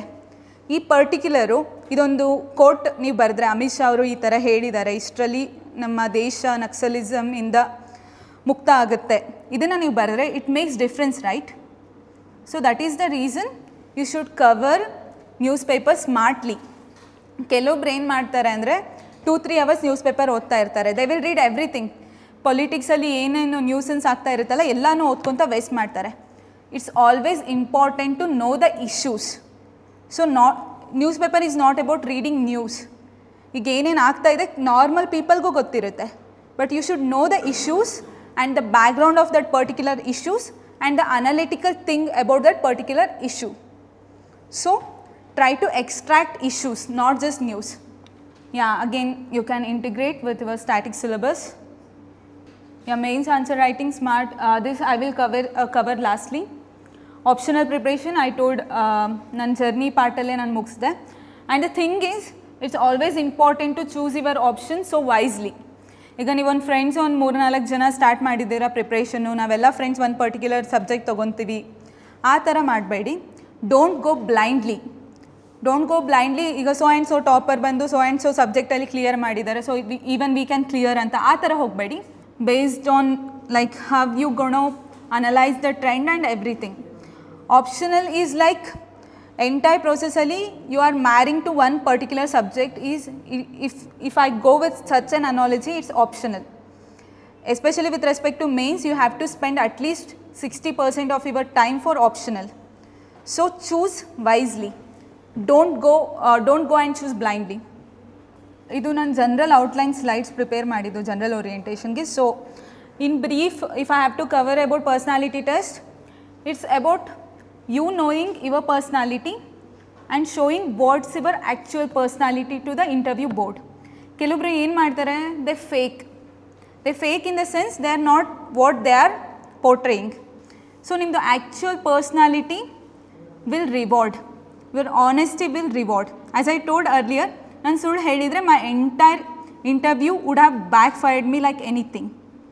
So this phase is the most beautiful phase of your entire preparation. So ಈ ಸ್ಟೇಜ್ಗೆ ತಲುಪಿದಾಗ you get extra hope, extra confidence. ಇಲ್ಲಿ ತನಕ ಬಂದಿದ್ದೀನಿ, there is high chances of me getting on the final list ಅಂತ. So it's all about knowing yourself. DAF filling, right from filling your DAF. DAF is the detailed application form where you will share your hobbies, your rewards, your awards, your interests, your sports achievements, about your native, about your parents and everything. So what they gonna assess, this is what UPSC has given. So ee part alli it's not about testing your knowledge. Online notes ಹೇಳ್ತಾ ಇದ್ದೆ. This is OneNote app. ಇದರಲ್ಲಿ you can see my main notebooks. Odd spots ಅಂದರೆ ಇದು last minute ನಾನು ಮಾಡಿದ್ದು current ಅಫೇರ್ಸ್ಗೆ for my personality test. Then GS3 forest interview, IFOS separate, ಜಿಯೋಲಜಿಯಲ್ಲಿ particular part, you can see everything. GS2 ನೋಡ್ಬೋದು, ಅದರಲ್ಲಿ ಒಂದು ಸಪ್ರೇಟ್ ಸ್ಟ್ಯಾಟ್ಸ್ ಅಂತ ಮಾಡಿದ್ದೀನಿ. ಇದು ಒಂದರಲ್ಲಿ ನಾನು ಆಲ್ಮೋಸ್ಟ್ ಎಲ್ಲ ಕವರ್ ಮಾಡಿದ್ದೆ. ಲೈಕ್ ಪಾಲಿಟಿಕ್ಸ್, ಇದರಲ್ಲಿ ಒಂದು ಪರ್ಟಿಕ್ಯುಲರ್ ನೋಡಿ ಸಬ್ ಪೇಜಸ್. ಪಾಲಿಟಿಕ್ಸ್ ಅಂದರೆ ಲೈಕ್ ಸೆಷನ್ಸ್ದು ಆ್ಯಾವ್ರೇಜ್ ಎಷ್ಟು ಡೇಸ್ ಆಗ್ತಾಯಿದೆ, ಈಗ ಡಿಬೇಟ್ಸ್ ಎಲ್ಲ ಡಿಕ್ಲೈನ್ ಆಗ್ತಾಯಿದೆ quality. So this you can use in GS2 and GS4 also by comparing with the earlier debates during the framing of our constitution or during the initial days of our parliament session. So itara like disaster management, court do related all stats. So everything is like, the simple thing is you putting everything in one particular plate. It's just like compiling the things, and this is very easy.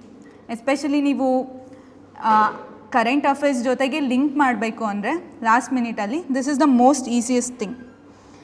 You can see ಎಲ್ಲ minor thing I covered. ಇಲ್ಲಿ ನೋಡಿ ಒಂದು conclusion ಅಂತ page ಮಾಡಿದ್ದೀನಿ. This is something that I did wholesale ಆಗಿ, readymade conclusion. ಈಗ ಕೆಲವೊಂದು questions ನಮಗೆ ನೋಡಿದ ತಕ್ಷಣ ಕನ್ಕ್ಲೂಷನ್ ಒಳಿಯಲ್ಲ. So it's always good to have readymade intro and conclusion, because ultimately exam ಡೇಯಲ್ಲಿ ನಿಮಗೆ ಟೈಮ್ ಸಿಗಲ್ಲ. So this is how like I prepared my own things. And here it's like committee's recommendation. Ella committees, whether it's maybe useful in GS1, GS2, GS3, GS4 ಎಲ್ಲೆಲ್ಲಿ ಯಾವ್ದ್ಯಾವ್ದು committees ಯಾವ್ದ್ಯಾವ್ದ್ರಲ್ಲಿ ಹಾಕಬಹುದು ಅಂತ. So entire committees in one place, all important judgments in one place. So I am telling this because if you are making notes like this, it will be very useful, very handy ಆಗುತ್ತೆ. And especially for last minute revision you can just go through. So this is my online notes. Sophistication. This exam is overhyped because every year almost 5 lakh people will attend for the prelims. Ultimately only 800-900 people will be on the final list. So on the outer edge, superficially, it's considered as the toughest. Even I believe it's the toughest, but it is not something impossible. So toughest ಅನ್ನೋದ್ರಿಂದ it's over flooded with information, extremely content flooded. You have n number of content for GS, for current affairs, daily current affairs analysis ಅಂತ videos ಮಾಡ್ತಾರೆ, PDF ಬರುತ್ತೆ. So this is extremely flooded with info. What is needed to crack this exam is very simple thing, is to streamline your preparation, know your strength, and work on by making your own strategy. Illi every year 800-900 people, odd number of people will clear andre each and everyone will craft their own strategy. That specific strategy works for them. ಈಗ ನಂದೇನೋ ಮಾಡಿದ್ದೀನಿ ಅಂದರೆ it's my uniqueness, it's my strategy.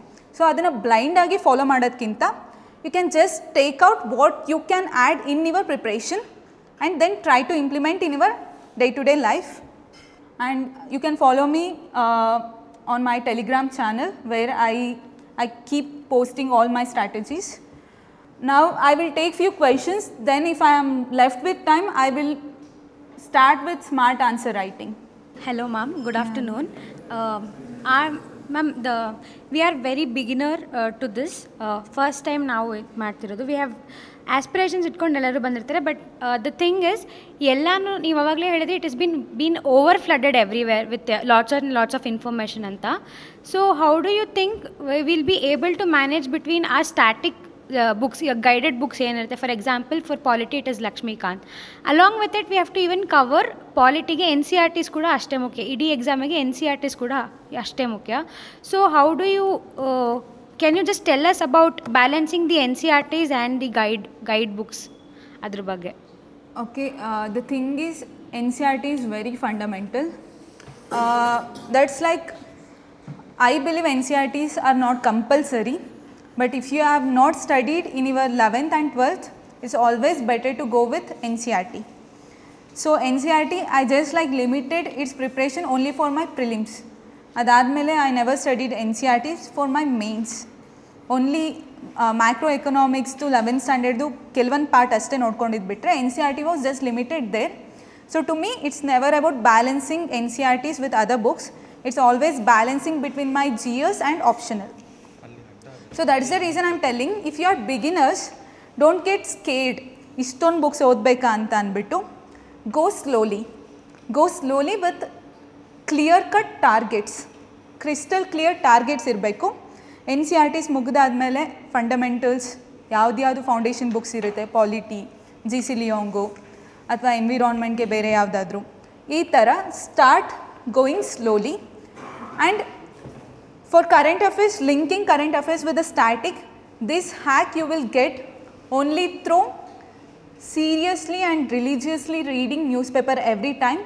And if you know the syllabus, then you can easily link syllabus with particular key terms and to your current affairs. So balancing ಇಲ್ಲಿ NCERT ಮತ್ತು ನಂದು ಬೇರೆ books ಬಂದಿಲ್ಲ. So NCERT was limited in my very early phase of my preparation, very early ಅಂದರೆ starting, ತುಂಬ starting. Just I went through, I read only few NCERTs, that too from history and economics and geography. ಅದು ಬಿಟ್ಟರೆ ನಾನು ಬೇರೆ NCERT ಓದಿಲ್ಲ. Any further questions? Good afternoon, ma'am. Yeah, good afternoon. Ma'am, my question was regarding the mains note making. Since we have a detailed syllabus for mains, it's important to have notes for each keyword that's in the syllabus. So how did you approach the note making for mains? That mains notes writing ಆಗಿರ್ಬೋದು, answer writing, notes making ಮತ್ತು answer writing I will cover separately. The thing is, see, as I told earlier, ಈಗ inclusive economy ಒಂದು concept ಇದೆ GS3 ಅಲ್ಲಿ. ಸೊ inclusive ಎಕನಾಮಿದು ಏನೇನು ಬರುತ್ತೆ everything I try to cover in 300 words. ಆ ಥರ ನೋಟ್ಸ್ ಮಾಡ್ತಾ ಇದ್ದೆ. I use to limit my GS notes because ultimately you gonna write for 150 ಅಥವಾ 200 ವರ್ಡ್ಸ್ಗೆ ಇಷ್ಟೇ ಅಲ್ಲ ನೀವು ಬರೆಯೋದು ಎಕ್ಸಾಮ್ ಹಾಲಲ್ಲಿ. ಸೊ ಆ ಥರ ನೋಟ್ಸ್ ಮಾಡ್ಕೊತಾ ಇದ್ದೆ. Notes should be like always 360 degree. ಈ ಒಂದು ಟಾಪಿಕ್ ಕವರ್ ಮಾಡ್ತಿದ್ದೀರಾ ಇಂಟರ್ನಲ್ ಸೆಕ್ಯೂರಿಟಿಯಲ್ಲಿ, suppose you take naxalism, how it originated, ಅದ್ರ ಬ್ಯಾಕ್ಗ್ರೌಂಡು, ಅದ್ರ ಪ್ರೆಸೆಂಟ್ ಸ್ಟೇಟಸ್ಸು, ಅದಕ್ಕೆ ಕಂಟ್ರೋಲ್ ಮಾಡೋದಕ್ಕೆ what are all the government is doing, so and so schemes, so and so incentives and everything. Then what is the present status and where it is geographically located. Geographically Naxalism is limited to so and so area. So how they got evolved and 2000s in the bandmele how they are going through this declining phase, and one particular introduction and one particular conclusion. ಈ ಥರ but ಅಲ್ಲಿ 360 degree ಏನಕ್ಕೆ ಇರಬೇಕು ಅಂದರೆ UPSC ಮೈನ್ಸಲ್ಲಿ ಯಾವತ್ತು ಡೈರೆಕ್ಟಾಗಿ question ಕೇಳಲ್ಲ. Define and write so and so write its implication, ಈ ಥರ ಡೈರೆಕ್ಟ್ ಕ್ವಶನ್ ಇರಲ್ಲ. It's always about you analysing the thing. They will ask you to comment or critically analyse so and so thing. So ಈ ಥರ ಕೊಟ್ಟಾಗ when they are asking more on analytical and dynamic content, you should think in 360 degree. That's the reason don't limit your notes. Limit your notes in words, not in the broader dimensions. Broader dimensions ಅಂದರೆ if you are taking like urbanization ತಗೊಳ್ಳಿ, ಅದ್ರದ್ದು positive ಮತ್ತು negative implications ಎರಡೂ ಇರಬೇಕು.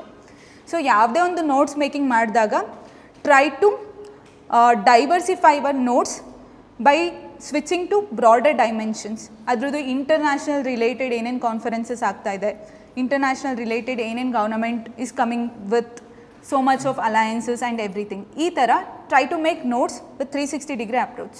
Ma'am, ನೀವು optional subject ತೊಗೊಳ್ಳೋದ್ರ ಬಗ್ಗೆ ಹೇಳಿದ್ರಲ್ಲ, ಕನ್ನಡ ಸಾಹಿತ್ಯ ಮತ್ತು ನಾನು BSc ನರ್ಸಿಂಗಲ್ಲಿ ಮುಗಿಸಿದ್ದೀನಿ ಮ್ಯಾಮ್. ಅದು ಮೆಡಿಕಲ್ ಸೈನ್ಸ್ ಅಂತ ಬರುತ್ತೆ, ಅದರಲ್ಲಿ ನಾನು ಕಲ್ತಿರೋದು 2022 ಸಬ್ಜೆಕ್ಟ್ ಆಗುತ್ತೆ.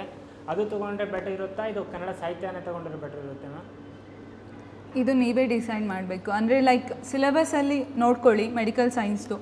ಯೂಶ್ವಲಿ ಈಗ ಲೈಕ್ ಡಾಕ್ಟರ್ಸ್ ಅಂದರೆ MBBS ಓದಿದವರೇ ಕೆಲವೊಬ್ಬರು ಹಿಂಜರಿತಾರೆ ಮೆಡಿಕಲ್ ಸೈನ್ಸ್ ತೊಗೊಳೋದಕ್ಕೆ, because it's very vast and bulky ಅಂತ. ಸೊ ನಿಮ್ಮ ಗ್ರ್ಯಾಜುಯೇಷನಿಂದ ಬಂದಿರೋದು ಮತ್ತು ಸಿಲೆಬಸಲ್ಲಿರೋದು ಎಷ್ಟು ಓವರ್ಲ್ಯಾಪಿಂಗ್ ಆಗ್ತಾಯಿದೆ ನೋಡ್ಕೊಳ್ಳಿ. Again your interest, if you are really interested and see the PYQs, see the syllabus, and ಆಪ್ಷನಲ್ಗೆ just don't decide by seeing the syllabus. Syllabus maybe seems to be interesting sometimes. Just go and along with syllabus go through the PYQs, then you decide. So ultimately optional is something you have to take a call. ನಾನು ಕನ್ನಡ ಸಾಹಿತ್ಯ almost like 1 month ಓದೋದಕ್ಕೆ try ಮಾಡಿದ್ದೀನಿ. Like ಏನೇನು ಸಾಧ್ಯತೆ ಆಗುತ್ತೋ ಎಲ್ಲದನ್ನು try ಮಾಡಿ then I thought okay speed ನನ್ನ ಕೈಯಲ್ಲಿ ಆಗಲ್ಲ, ರೈಟಿಂಗ್ ಆಗಲ್ಲ ಅಂತ ಬಿಟ್ಟೆ. So take time for optional, don't decide in hurry. ಈಗ ನಾನು ಆಂಥ್ರೋಗೆ ಆ ಥರ ನೋಡಿದ್ರೆ you can think that I have taken decision very ಹರಿಬರಿಯಲ್ಲೇ ತೊಗೊಂಡೆ ಅಂತ. ಯಾಕಂದರೆ ಅದು ಒಂದು ಪರ್ಟಿಕ್ಯುಲರ್ ಬುಕ್ ಓದಿದೆ, anthro may be more about biological part ಅಂತ ಅಂದ್ಕೊಂಡು ತೊಗೊಂಡೆ. But in reality anthro was very vast, very exhaustive subject. There is like ಸೋಷಿಯಾಲಜಿದು ಒಂದು 4-5 ಪಟ್ಟು ಹೆಚ್ಚಿಗೆ ಆಂಥ್ರೋಪಾಲಜಿ ಅಂತ ಹೇಳ್ಬೋದು, because we cover even sociological part in anthro. So it was very vast. But ಅದು ಒಂದು 6-8 months ಪ್ರಿಪ್ರೇಷನ್ ಮಾಡಿದಾಗ I never wanted to give back. So ಆಂಥ್ರೋನ ಕ್ವಿಟ್ ಮಾಡೋದಕ್ಕೆ ಇಷ್ಟ ಇದ್ದಿಲ್ಲ. ಸೊ ಯಾವುದೇ ಆಪ್ಷನಲ್ ತೊಗೊಳ್ಬೇಕಾದ್ರೂ please take time, at least 1-2 months. ನಿಮ್ಮದು ಈಗ ಅಲ್ಟಿಮೇಟ್ಲಿ ಲಾಸ್ಟಾಗಿ ನಾವು ಒಂದು 2-3 ಸಬ್ಜೆಕ್ಟಲ್ಲಿ ಡೈಲಮಾ ಉಳ್ಕೊಳುತ್ತೆ, ಅದನ್ನು ಓದೋದಕ್ಕೆ ಟ್ರೈ ಮಾಡಿ. Then you decide with respect to answer writing. ಬಿಗಿನರ್ಸ್ಗೆ ಇದು ಸ್ವಲ್ಪ ಲೈಕ್ ಏಲಿಯನ್ ಫೀಲ್ ಆಗ್ಬೋದು, ಬಿಕಾಸ್ ನೀವು ಸಿಲೆಬಸ್ ಕಂಪ್ಲೀಟ್ ಮಾಡಿರದೇ ಇರೋದ್ರಿಂದ ನಿಮಗೆ ಕಷ್ಟ ಅನಿಸ್ಬೋದು. ಎಷ್ಟು ಜನ ಸಿಲೆಬಸ್ ಕಂಪ್ಲೀಟ್ ಮಾಡಿದ್ದೀರಾ? ಈಗ ಯಾರೂ ಮಾಡಿಲ್ಲ. ಓಕೆ, ಲೈಕ್ ಎಲ್ರಿಗೂ ಅಟ್ಲೀಸ್ಟ್ ಸಿಲೆಬಸ್ ಗೊತ್ತಾ? GS1 ಏನು ಬರುತ್ತೆ, GS2 ಪೊಲಿಟಿ ಬರುತ್ತೆ, GS3 ಎಕನಾಮಿ ಎನ್ವಿರಾನ್ಮೆಂಟ್ ಗೊತ್ತಿದೇನೋ ಇಲ್ಲ ಹೇಳಿ. GS4 ಅಂದರೆ ಎಥಿಕ್ಸು ಗೊತ್ತು ತಾನೆ? ಓಕೆ. PYQs ಎಷ್ಟು ಜನ ನೋಡಿದ್ದೀರಾ? ಓಕೆ. ಫಸ್ಟ್ ಥಿಂಗ್ ನೀವೆಲ್ಲ ಏನು ಮಾಡಬೇಕು, ನೆಕ್ಸ್ಟ್ 3-4 ಡೇಸ್ಗೆ ನೀವು ನನ್ನ ಕ್ಲಾಸ್ಗೆ ಅಟೆಂಡ್ ಮಾಡಬೇಕು ಅಂದರೆ you should go through syllabus. So ನೀವು ಚೆನ್ನಾಗಿ ಕನೆಕ್ಟ್ ಮಾಡ್ಕೋಬೋದು. Second thing is you should go through PYQs. ಈಗ ನಾಳೆ ನಾನು GS1 ತೊಗೊತೀನಿ.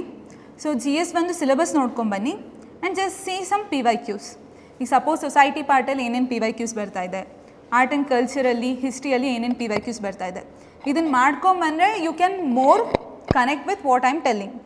ಗೊತ್ತಾಯ್ತಾ? ಮಾಡ್ತೀರಲ್ಲ ಎಲ್ಲರೂ ಇದನ್ನು? So why smart answer writing matter? As I told, ನನ್ನ ಮಾರ್ಕ್ಸ್ನ ತೋರಿಸಿದ್ನಲ್ಲ 992 ಮಾರ್ಕ್ಸು, ಅದೇ ಮಾರ್ಕ್ಸಲ್ಲಿ ಆಲ್ಮೋಸ್ಟ್ 5-6 ಜನ ಇದ್ದರು. But our rank varied from 97 to 103. ಒಂದೊಂದು ರ್ಯಾಂಕಲ್ಲಿ you will miss the service and the worst thing is you will miss the cadre. I was lucky enough, last year there was one vacancy for UR general merit, Karnataka insider ಇತ್ತು. I got IPS Karnataka. But ಅದೇ ಬೇರೆ ಕರ್ನಾಟಕ ವೇಕೆನ್ಸಿನೂ ಇದ್ದಿಲ್ಲ ಅಂದರೆ it's something very disappointing. ಇದು ಯಾರು like while preparation no one will think about all these things. Our only agenda is ನಮಗೆ ಲೀಸ್ಟಲ್ಲಿ ಲಾಸ್ಟಲ್ಲಿ ನೇಮ್ ಇದ್ದರೂ ಪರವಾಗಿಲ್ಲ, ನಮಗೆ ಲೀಸ್ಟಲ್ಲಿ ನಮ್ಮ ನೇಮ್ ಇರಬೇಕು ಅನ್ನೋದು ಒಂದೇ ಅಜೆಂಡಾ ಇರುತ್ತೆ ಇನಿಷಿಯಲ್ ಪ್ರಿಪ್ರೇಷನ್ ಟೈಮಲ್ಲಿ. This is something even I had. I just wanted to clear, somehow end up on that PDF page ಅಂತ ಅಷ್ಟೇ. ಸೊ ಎವ್ರಿ ಕ್ವೆಶನಲ್ಲಿ you should try to get extra half marks. Extra half marks ಬರ್ತಿದೆ ಅಂದರೆ ತಿಳ್ಕೊಡಿ, ಒಂದು 20 question ಇರುತ್ತೆ GS1ಅಲ್ಲಿ, 10 marks extra. 10 marks extra 4 ಪೇಪರ್ಗೆ ಅಂದರೆ 40 ಮಾರ್ಕ್ಸ್ ಎಕ್ಸ್ಟ್ರಾ. ಟಾಪರ್ ಸ್ಕೋರ್ ಎಷ್ಟಿರುತ್ತೆ? 1080 ಇರುತ್ತೆ, 992. ನೀವು ಈಗ 992ಗೆ ಎಕ್ಸ್ಟ್ರಾ 14 ಆ್ಯಡ್ ಮಾಡಿದರೆ ಆಲ್ಮೋಸ್ಟ್ ನೀವು 930, 940 ಮಾರ್ಕ್ಸ್ ರೇಂಜಲ್ಲಿ ಬರ್ತೀರಾ. ಸಾರಿ, 1040, 1030 ಮಾರ್ಕ್ಸಲ್ಲಿ ರೇಂಜಲ್ಲಿ ಬರ್ತೀರಾ. ಸೊ ಹೇಳೋದಕ್ಕೆ ಹಾಫ್ ಮಾರ್ಕ್ಸ್ ಈಸಿ ಅನಿಸ್ಬೋದು, ಬಟ್ ಆ ಅರ್ಧ ಮಾರ್ಕ್ಸ್ನ ತೊಗೊಳೋದಕ್ಕೆ ಎಕ್ಸ್ಟ್ರಾ ಎಫರ್ಟ್ಸ್ ಹಾಕಬೇಕು. ಎಕ್ಸ್ಟ್ರಾ ಎಫರ್ಟ್ಸು ಸ್ಮಾರ್ಟಾಗಿ. First decode the question. ಕೆಲವೊಬ್ರು ಕ್ವೆಶನ್ ನೋಡ್ತಾರೆ, like suppose it's about India and US relationship ಅಂತ, ಅವ್ರಿಗೆ ಏನೇನು ಹೆಂಗೆ ಗೊತ್ತೋ ಎಲ್ಲದನ್ನೂ ಬರೀತಾರೆ. But you must always know what they are asking. You should know the demand of the question. They are demanding you to address so and so thing.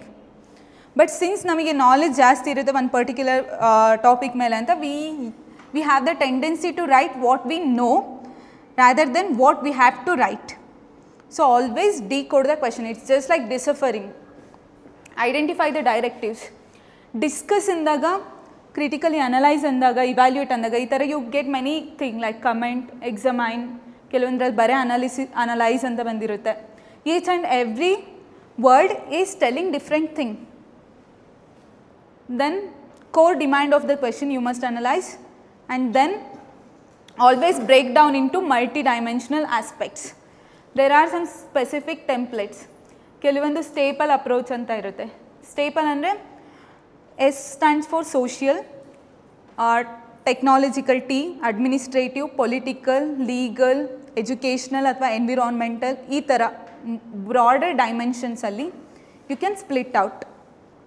ಈಗ ನೀವು ಈಗ ಯಾರಾದರೂ ಮಾತಾಡ್ತಿರ್ತಾರೆ ಅಂತ ತಿಳ್ಕೊಳ್ಳಿ, ಅವ್ರ ಮಾತಲ್ಲಿ ಏರುಪೇರು ಇರಲ್ಲ, ಸುಮ್ಮನೆ ಮಾತಾಡ್ತಿರ್ತಾರೆ ಅಂದರೆ ತುಂಬ ಮೊನೋಟೋನಸ್ ಅನ್ಸ್ಬಿಟ್ಟು ನಿಮಗೆ ಬೋರ್ ಆಗುತ್ತೆ ಅಲ್ವಾ? ಅದೇ ಥರ ಆನ್ಸರ್ ರೈಟಿಂಗಲ್ಲಿ ನೀವು ಒಂದನ್ನೇ ಸುಮ್ಮನೆ ಬರ್ಕೊತಾ ಹೋಗ್ತಾ ಇದ್ದರೆ ಇವ್ಯಾಲ್ಯೂಯೇಟರ್ಗೂ ಬೋರ್ ಆಗುತ್ತೆ. ಅದನ್ನೇ ನೀವು ಮಲ್ಟಿ ಡೈಮೆನ್ಷನಲ್ಲಿ ಆ ಮೊನೋಟೋನಿನ ಬ್ರೇಕ್ ಮಾಡಿ, if you are writing in multi dimensional terms, this is something extra which will fetch you half marks extra. Okay, ಇದನ್ನು ಬರ್ಕೋಬೋದು. ಬೇಕಿದ್ರೆ you can take photo, right staple approach, multi-dimensional. Frame answer as per demand, not as per what you know. ನಿಮಗೆ specific topic ಬಗ್ಗೆ ಗೊತ್ತಿದೆ ಅಂತ ಸುಮ್ಮನೆ ಬರೆಯೋದಲ್ಲ. You should always address the demand, core demand of the question. Key terms in UPSC mains. See, examine ಅಂದರೆ ಏನು? You should investigate the question closely. You can even take, or I will ask them to share the PPT with you. ಓಕೆನಾ? Examine ಅಂದಾಗ ಒಂದು particular ಕ್ವೆಶನಲ್ಲಿ examine ಅಂತ key term ಬಂದಿತ್ತು ಅಂದರೆ ಅದ್ರ ಕಾಸಸ್ಸು, ಅದ್ರ ಎಫೆಕ್ಟ್ಸು, ಅದ್ರ ರಿಲೆವೆನ್ಸು ಎಲ್ಲದನ್ನೂ ಬರೆಯೋದಕ್ಕೆ ಟ್ರೈ ಮಾಡಿ. ಕ್ರಿಟಿಕಲಿ ಎಕ್ಸಾಮೈನ್ ಅಂದರೆ ಎಲ್ಲಿಯಾದರೂ word critically examine, critically analyse, critically discuss ಅಂತ ಯೂಶ್ವಲಿ ಕೊಡಲ್ಲ. ಬಟ್ ಕ್ರಿಟಿಕಲಿ ಅಂತ ಬಂದಾಗ ಅದು ನೆಗೆಟಿವು, ಅದು ಪಾಸಿಟಿವು. ಅಂದರೆ ಬೇಸಿಕಲಿ ನೀವು ಕ್ರಿಟಿಸೈಸ್ ಮಾಡ್ತಾ ಇರೋ ಆಸ್ಪೆಕ್ಟ್ನು ಅದ್ರಾಗ ಹಾಕಬೇಕು. Okay, Yeah, same as examine but with a critical lens. I mean you should focus both on positive and negative side. ಯಾವುದೇ ಟಾಪಿಕ್ ಆಗಿರಲಿ, ರೀಜನಲಿಸಮ್ ಆಗಿರಲಿ, ಸೆಕ್ಯುಲರಿಸಮ್ ಆಗಿರಲಿ, I am just quoting few terms, ಅದರದ್ದು negative ಸೈಡ್ಸ್ನ ಬರಿಬೇಕು. Okay, then discuss ಅಂದರೆ here ಈಗ ನೀವು ಯಾವುದೇ ಒಂದು ಟಾಪಿಕ್ ಬಗ್ಗೆ ಡಿಸ್ಕಸ್ ಮಾಡ್ತಿದ್ದೀರಾ ಅಂದರೆ ಎಲ್ಲ ಆ್ಯಂಗಲಿಂದನೂ ಡಿಸ್ಕಸ್ ಮಾಡ್ತೀರಾ ತಾನೆ. ಸೊ ಮಲ್ಟಿಪಲ್ ಆ್ಯಂಗಲ್ಸಲ್ಲಿ ಮಲ್ಟಿಪಲ್ ಡೈಮೆನ್ಷನ್ಸ್ನ ಹಾಕಿಬಿಟ್ಟು ಡಿಸ್ಕಸ್ ಮಾಡೋದು. This is how this particular term will make you to write in multi dimensional approach critically. Critically ಅಂದರೆ again you have to balance the answer again by writing the negative part also. Analyze, critically analyze, again write the negative part. Comment here means telling your opinion on one particular issue. Along with the content, nimmed opinion ಏನide. It's about like writing your opinion also, and ನಿಮ್ಮ opinion should be always substantiated with the facts and figures. ಈಗ ಯಾರು opinion frame ಮಾಡ್ತಾರೆ, those who are called scholars. Scholarly figures when they generate opinions ಅದಕ್ಕೊಂದು value ಬರುತ್ತೆ. ಈಗ you being an aspirant ನೀವು ಹೆಂಗೆ ಒಪಿನಿಯನ್ನ ಜನ್ರೇಟ್ ಮಾಡ್ತೀರಾ? It should be backed by with some content ಅಲ್ವಾ. ನಿಮ್ಮದು opinion should be backed with some content and it should be relevant. So always substantiate your opinion with stats, figures, data and current happenings. Critically comment, again negative part. Evaluate is something again. You have to write the impact, implications, causes. It's just like you evaluating again in 360 degree. ಈಗ answer ರೈಟಿಂಗಲ್ಲಿ structure is very important. Structure ಅಂದರೆ ಏನು ಹೇಳಿ, ಈಗ ಒಂದು ಬಿಲ್ಡಿಂಗಿಗೆ ಒಂದು structure ಬೇಕು ತಾನೆ. ಸೊ ಅದೇ ಥರ ನಿಮ್ಮ ಆನ್ಸರ್ಗೂ ಒಂದು ಸ್ಟ್ರಕ್ಚರ್ ಇರಬೇಕು ಅಷ್ಟೇ. Intro, body, conclusion. ಬಾಡಿಯಲ್ಲಿ ಮಲ್ಟಿ ಡೈಮೆನ್ಷನಲ್ ಅಪ್ರೋಚ್. ಇಂಟ್ರೋ, ಈಗ ಒಂದು ಫಿಲ್ಮಲ್ಲಿ ಸ್ಟಾರ್ಟಿಂಗ್ ಹೀರೋ ಎಂಟ್ರಿ ಹೆಂಗಿರಬೇಕು, you have some expectation right. ಅದೇ ಥರ ಎಕ್ಸಾಮಿನರ್ಗೂ ಒಂದು ಸ್ಪೆಸಿಫಿಕ್ ಇದರಲ್ಲಿ ಈ ಥರ ಇಂಟ್ರೋ ಇದ್ದರೆ ಒಳ್ಳೆಯದು ಅಂತ ಅವ್ರ ತಲೆಯಲ್ಲೂ ಇರುತ್ತೆ. And they have some model answers. ಅವ್ರು ಇವ್ಯಾಲ್ಯೂಯೇಟ್ ಮಾಡಬೇಕಿದ್ರೆ UPSC would have given them some model answers. ಅದನ್ನು relative comparison with your answers. They have some readymade answers. So ಅದನ್ನು ಮೀಟ್ ಔಟ್ ಮಾಡೋದಕ್ಕೆ you must have basic content and structure. Brief introduction, body with some subendings, conclusion. Stick to the word limit because ಆ ಪೇಜಲ್ಲಿ ಅಷ್ಟು word ಬರೆಯೋದಕ್ಕೆ ಅಷ್ಟೇ ಸಾಧ್ಯ. And more ever it's like ಟೈಮಲ್ಲಿ cover ಮಾಡೋದು is very important. Smart presentation, again this is about getting extra half mark. ಇದು ಹೆಂಗೆ ಸಾಧ್ಯ? ಈಗ ಒಂದು ಆನ್ಸರ್ ಬರೆದಿದ್ದೀರಾ, ಸಪೋಸ್ ನಕ್ಸಲಿಸಮೇ ತೊಗೊಳ್ಳಿ. ಅದರಲ್ಲಿ ರೆಡ್ ಕಾರಿಡಾರ್ ಅಂತ ಒಂದು ಪರ್ಟಿಕ್ಯುಲರ್ ರೀಜನ್ ಇದೆ, ಅಥವಾ ದಂಡಕಾರಣ್ಯ ರೀಜನ್ ಇದೆ, ಬಿಜಾಪುರ್ ಡಿಸ್ಟ್ರಿಕ್ಟ್ ಆಫ್ ಛತ್ತೀಸ್ಗಢ ಇದೆ. ಈ ಥರ ನೀವು ಮ್ಯಾಪ್ ಮಾಡಿಬಿಟ್ಟು so and so areas are the hot spot of naxalism ಅಂತ ಬರೆದ್ರೆ definitely it's something which fetch you extra mark. Again flow chart ಸಾಧ್ಯವಾದರೆ ಬರೀರಿ, there is no compulsion. Statistics, data, committees recommendation, judgement, you can again substantiate your answer with those things. Add value. As I told, we can't generate our opinions, but at least we can quote others' opinion. ಯಾರ್ದು opinion quote ಮಾಡ್ಬೋದು? ಎಕನಾಮಿಯಲ್ಲಿ ಅಮರ್ತ್ಯ ಸೇನ್ ಅವ್ರದ್ದು opinion quote ಮಾಡಬಹುದು, ಅಥವಾ Indian ಸೊಸೈಟಿಯಲ್ಲಿ there are so many scholars, sociologist ಇದ್ದಾರೆ, anthropologist ಇದ್ದಾರೆ, MN Srinivas ಅವ್ರದ್ದು ಕೋಟ್ ಮಾಡ್ಬೋದು. ಇನ್ನು ತುಂಬ ಸಿಂಪಲಾಗಿ ಹೇಳಬೇಕಂದ್ರೆ ಹಿಸ್ಟ್ರಿಯಲ್ಲಿ ಯಾರ್ಯಾರು ನಮ್ಮ ಫ್ರೀಡಮ್ ಫೈಟರ್ಸ್ ಇದ್ದಾರಲ್ಲ, Swaraj is my birth right ಅಂತ ಹೇಳಿದ್ದು, ಅಥವಾ ಸುಭಾಷ್ ಚಂದ್ರ ಬೋಸ್ ಅವ್ರದ್ದು ಕೋಟ್ ಇರ್ಬೋದು, ಅದನ್ನು ಬರಿಬಹುದು. ಸೊ ಇದೆಲ್ಲ like again it will give you extra value add ಮಾಡ್ದಂಗೆ ನಿಮ್ಮ ಆನ್ಸರ್ಸ್ಗೆ. ಕಾನ್ಸ್ಟಿಟ್ಯೂಷನಲ್ ಆರ್ಟಿಕಲ್ಸ್, SDG ಗೋಲ್ಸ್ ಗೊತ್ತಲ್ಲ, there are 17 SDG goals. So ಪ್ರತಿಯೊಂದು ದೇಶದ್ದು ಮ್ಯಾಂಡೇಟ್ ಇದೆ to fill those SDG commitments, ಅದನ್ನು ನೀವು ಬರಿಬೋದು. Again census, reports, policies, schemes. ನಾನು ಸಪ್ರೇಟು ರಿಪೋರ್ಟ್ಸ್ದು ಒಂದು ಕಂಪೈಲೇಷನ್ ಮಾಡಿದೆ, ಎಲ್ಲೆಲ್ಲಿ ಸಾಧ್ಯನೋ ಅಲ್ಲೆಲ್ಲಿ ಕೋಟ್ ಮಾಡೋದಕ್ಕೆ ಅಂತ. ಕಂಪ್ಯಾರಿಟಿವ್ ಪರ್ಸ್ಪೆಕ್ಟಿವ್ ಅಂದಾಗ, ಸಪೋಸ್ ಕ್ವೆಶನಲ್ಲಿ what's the difference between fundamental rights that we have in India and US ಅಂತ ಕೇಳಿದಾಗ ಒಂದು ಕಾಲಮ್ ಥರ ಹಾಕಿಬಿಟ್ಟು ಕಂಪ್ಯಾರಿಷನಲ್ಲಿ. And it's always good to have examples, especially ಎಥಿಕ್ಸಿಗೆ ಎಷ್ಟು ಸಾಧ್ಯವೋ ಅಷ್ಟು ಎಕ್ಸಾಂಪಲ್ಸ್ನ ಕೋಟ್ ಮಾಡಿ. Manage time wisely. ಕೆಲವ್ರು ಏನು ಮಾಡ್ತಾರೆ, ಸ್ಟಾರ್ಟಿಂಗ್ 10 ಮಾರ್ಕರಲ್ಲೇ 1.5 ತಾಸು ಮುಗಿಸ್ತಾರೆ. ನೆಕ್ಸ್ಟು 15 ಮಾರ್ಕರ್ದಕ್ಕೆ they are left with only again 1.5 ತಾಸು ಅಷ್ಟೇ ಉಳಿದಿರುತ್ತೆ. ಸೊ ಈಗ ನೀವು ಸ್ಟಾರ್ಟಿಂಗ್ ಎಕ್ಸ್ಟ್ರಾ ಬರ್ದಿದ್ದೀರಾ ಅಂತ ನಿಮಗೆ 4 ಬದಲು ಹಬ್ಬ 4.25 ಬರ್ಬೋದು ಅಷ್ಟೇ, ಆಯಿತಾ? ಅರ್ಧ ಮಾರ್ಕ್ಸ್ ಅಷ್ಟೇ ನೀವು ತುಂಬ ಕಷ್ಟಪಟ್ಟರು ಅರ್ಧ ಮಾರ್ಕ್ಸು ಅಥವಾ 1 ಮಾರ್ಕ್ಸ್ ಎಕ್ಸ್ಟ್ರಾ ಬರ್ಬೋದು. ಆದರೆ ಲಾಸ್ಟಿಗೆ ಒಂದು 3-15 ಮಾರ್ಕ್ಸ್ದು ಬಿಟ್ರಿ ಅಂದರೆ you are out of the race ಅಂತ ಡಿಸೈಡ್ ಮಾಡ್ಕೊಳ್ಳಿ. ಬಿಕಾಸ್ ಒಂದು ಪೇಪರಲ್ಲಿ 15 ಮಾರ್ಕ್ದು 3 ಬಿಟ್ಟರೆ almost you are not completing the paper and 45 marks ಇಲ್ಲ. So you are out of the race. So ಪ್ರತಿಯೊಂದು ಕ್ವೆಶನ್ಗೂ ಮಹತ್ವ ಇದೆ, ಪ್ರತಿಯೊಂದು ಕ್ವೆಶನ್ಗೂ ಅದರದ್ದೇ ಆದ ಮಹತ್ವ ಇದೆ. ಸೊ ಈಕ್ವಲ್ ಜಸ್ಟಿಸ್ ಕೊಡಬೇಕು, equal time. So starting biasness, starting ಬರಿತಾ ಇದ್ದೀವಿ ಅಂತ ತುಂಬ ಬರೆಯೋದು, ಇದನ್ನು ಮಾಡಬೇಡಿ. ಸೊ ನಾನೇನು ಮಾಡ್ತಿದ್ದೆ, initial impression is very important. So first 10 marker ಕ್ವೆಶನ್ನ 1 ನಿಮಿಷ ಎಕ್ಸ್ಟ್ರಾ ತೊಗೊಂಡು ಬರಿತಾ ಇದ್ದೆ. Then immediately I use to shift to 15 marker. So 15 ಮಾರ್ಕರಲ್ಲಿ ಜಾಸ್ತಿ ಮೋರ್ ವ್ಯಾಲ್ಯೂ ಲೋಡೆಡ್ ಆನ್ಸರ್ಸ್ನ ಬರೆಯೋದು ತುಂಬ ಇಂಪಾರ್ಟೆಂಟ್. ಸ್ಟಾರ್ಟಿಂಗ್ 3 ತುಂಬ ಚೆನ್ನಾಗಿ ಬರೆಯೋದಕ್ಕೆ ಟ್ರೈ ಏನಕ್ಕೆ ಮಾಡ್ತಿದ್ದೆ ಅಂದರೆ ಇನಿಷಿಯಲ್ ಇಂಪ್ರೆಷನ್ ಚೆನ್ನಾಗಿರಲಿ ಅಂತ. Then shifted to 15 marker. Okay, try to divide your time and get stick with that particular time. ಯಾವ ಥರ ಅಂದರೆ ಯೂಶ್ವಲಿ 7 ಮಿನಿಟ್ಸು ಅಥವಾ 6 ಮಿನಿಟ್ಸು ಫಾರ್ 10 ಮಾರ್ಕರು, 9 ಮಿನಿಟ್ಸು ಅಥವಾ 10 minutes for 15 marker. Try to attempt all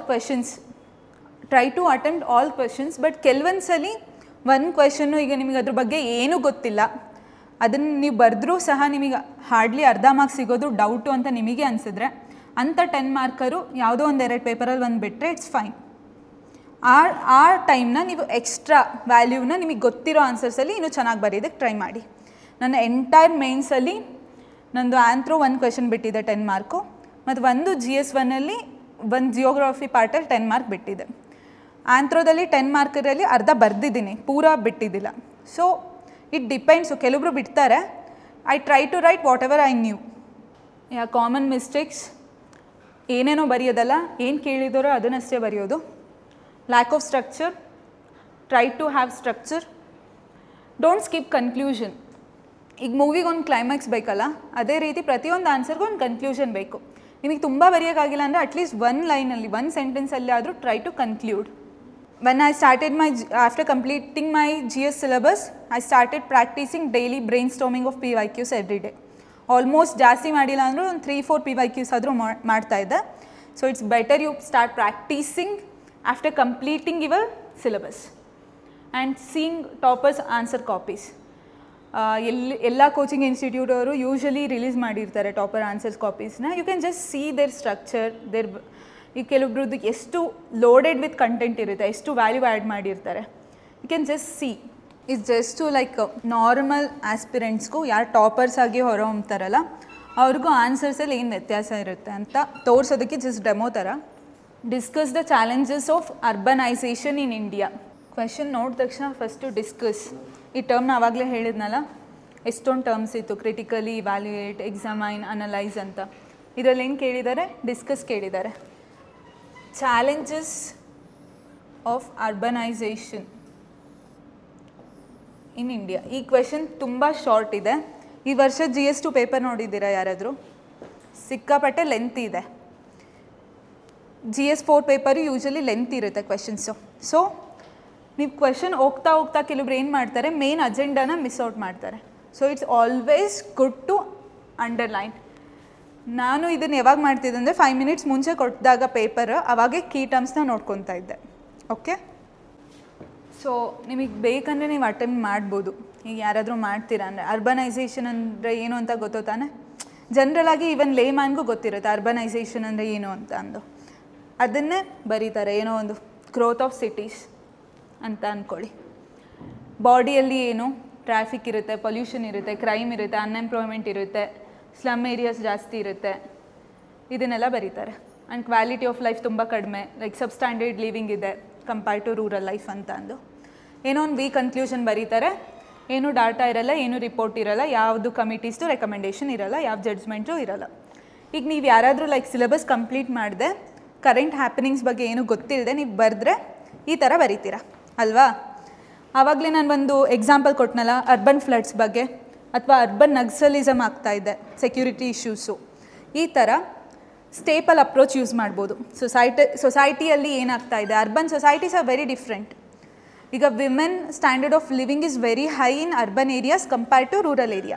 ಈ society ಆಸ್ಪೆಕ್ಟಲ್ಲಿ ಬರಿಬೋದಾ? ಮತ್ತು ಸೊಸೈಟಿಯಲ್ಲಿ ಇನ್ನೇನು ಬರಿಬೋದು? ನ್ಯೂಕ್ಲಿಯರ್ ಫ್ಯಾಮಿಲಿ ಜಾಸ್ತಿ ಇದೆ ಅರ್ಬನಲ್ಲಿ ತಾನೇ compare to rural areas. Divorce rate ಜಾಸ್ತಿ ಆಗ್ತಾಯಿದೆ. ಈ ಥರ ಸೊಸೈಟಿ ಆಸ್ಪೆಕ್ಟ್ಸಲ್ಲಿ ಐ ಆಮ್ ಜಸ್ಟ್ ಟೆಲ್ಲಿಂಗ್, ಈ ಥರ ನೀವು ಕೋಟ್ ಮಾಡಬಹುದು ಅಂತ ಅಂದು. ಮತ್ತು administrative challenges just like multi ಡೈಮೆನ್ಷನಲ್ಲಿ ನೀವು ಓಪನ್ ಮಾಡೋದಿದ್ರೆ, ಅರ್ಬನ್ ಏರಿಯಾಸಲ್ಲಿ ಇರುವಂಥ administrative challenges are very different compare to rural area. ಇವನ್ನೆಲ್ಲ ಆ್ಯಡ್ ಮಾಡ್ಬೋದು. ಎನ್ವಿರಾನ್ಮೆಂಟಲ್ ಚಾಲೆಂಜಸ್ ಏನೇನಾಗ್ತಾ ಇದೆ, ಪಲ್ಯೂಷನ್ ಜಾಸ್ತಿ. ನೀವು ಏರ್ ಪಲ್ಯೂಷನ್ ಅಂತ ಎಲ್ಲ ಕೇಳೋದೆಲ್ಲಿ? ಯೂಶಲಿ ಡೆಲ್ಲಿಯಲ್ಲಿ. ಅದನ್ನೇ ನೀವು ಯಾವುದಾದ್ರೂ ಹಳ್ಳಿಗಳಲ್ಲಿ ಕೇಳ್ತೀರಾ? ಇಲ್ಲ. So environmental challenges, urban floods, lack of drainage. If you just see, if you can quote the example of Bangalore. ಇಲ್ಲಿ ಒಂದು ಮಳೆ ಆಯಿತು ಅಂದರೆ ಎಷ್ಟು ಸಮಸ್ಯೆ ಆಗುತ್ತೆ. ಏನಕ್ಕೆ? ಬಿಕಾಸ್ ಅನ್ಪ್ಲ್ಯಾನ್ಡ್ ಸಿಟಿ ಗ್ರೋತ್, ಸಡನ್ನಾಗಿ IT ಬೂಮ್ ಆಯಿತು, ಪ್ರಾಪರ್ ಡ್ರೈನೇಜ್ ಇಲ್ಲ, lack of engineering aspects while making roads. ಈ ಥರ you can quote with examples. Agency ಅವ್ರು ಯೂಶಲಿ ಒಂದು ಏನಾದರೂ ಡೆಫಿನೇಷನ್ ಕೊಟ್ಟಿರ್ತಾರೆ, ಇಲ್ಲ ವರ್ಲ್ಡ್ ಬ್ಯಾಂಕ್ದು ಏನಾದರೂ ಒಂದು ಡೆಫಿನೇಷನ್ ಇರುತ್ತೆ. ಇದನ್ನು ನೋಟ್ಸ್ ಮಾಡೋಬೇಕಿದ್ರೆ ಮಾಡ್ಕೋಬೋದು. ನೋಟ್ಸ್ ಮಾಡ್ತಿರ್ತೀರಾ ಅರ್ಬನೈಸೇಷನ್ ಆಸ್ಪೆಕ್ಟ್ಸಲ್ಲಿ, ಇಂಟ್ರೋ ಏನು ಬರಿಬೋದು? ಜಸ್ಟ್ ಲೈಕ್ ಗೂಗಲ್ ಮಾಡಿ, ವರ್ಲ್ಡ್ ಬ್ಯಾಂಕ್ ಏನಾದರೂ ಡಿಫೈನ್ ಮಾಡಿದ್ದಾನಾ, IMF ಏನಾದರೂ ಡಿಫೈನ್ ಮಾಡಿದ್ದಾನಾ, ಆ ಥರ. ಆ್ಯಂಡ್ ಯು ಕ್ಯಾನ್ ಕೋಟ್ ಇಂಡಿಯಾದಲ್ಲಿ ಸೆನ್ಸಸ್ ರೇಟು, ಅರ್ಬನೈಸೇಷನ್ ಗ್ರೋತ್ ಯಾವ ಪರ್ಸೆಂಟೇಜಲ್ಲಿ ಆಗ್ತಾಯಿದೆ. ಸೊ ಸೆನ್ಸಸ್ 2011 ಪ್ರಕಾರ 31% ಅರ್ಬನ್ ಏರಿಯಾ ಆಗುತ್ತೆ, ಅರ್ಬನ್ ಏರಿಯಾ ಇದೆ ಲಾಸ್ಟ್ ಸೆನ್ಸಸ್ ಪ್ರಕಾರ. UN ರಿಪೋರ್ಟ್ ಪ್ರಕಾರ 40% ಪ್ಲಸ್ ಆರ್ ಮೈನಸ್ ಬೈ 2030 ಅಂತ ಇದೆ. So this is huge. ಈ ಡೇಟಾ ಆ್ಯಡ್ ಮಾಡಿದಾಗ ಎಷ್ಟು ವ್ಯಾಲ್ಯೂ ಅನಿಸುತ್ತೋ ಇಲ್ವೋ ನಿಮಗೆ? ಲಾಸ್ಟ್ ಸ್ಲೈಡ್ ಏನಿತ್ತು? City growth. ಇದನ್ನು ಎಲ್ಲರೂ ಬರಿಬೋದು, ಓದದೇ ಬರಿಬೋದು. ಇದಕ್ಕೇನು ಬೇಡ efforts.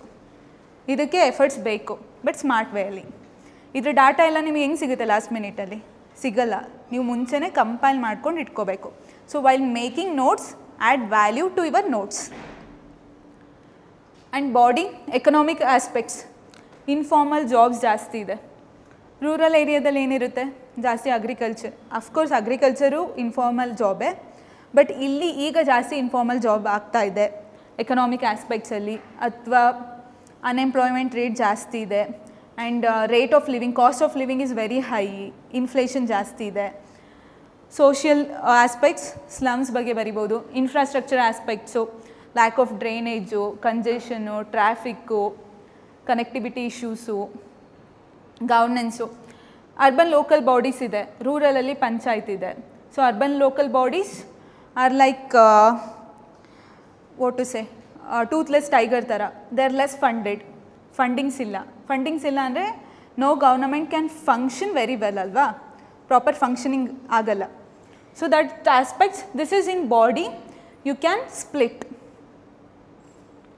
Then again data, 15th finance commission so recommendation ಮಾಡಿರುತ್ತೆ ಅರ್ಬನ್ ಲೋಕಲ್ ಬಾಡೀಸ್ಗೆ. ಈ ಥರ you should come up with your own city plans ಅಂತ. ಈಗ ಇಂಡೋರ್ದು, ಭೋಪಾಲ್ದು city plans are very famous. ಆ ಥರ ಎವ್ರಿ ಅರ್ಬನ್ ಲೋಕಲ್ ಬಾಡೀಸ್ದು ಅವ್ರವ್ರದ್ದು ಸಿಟಿ ಪ್ಲ್ಯಾನ್ಸ್ ಇರುತ್ತೆ.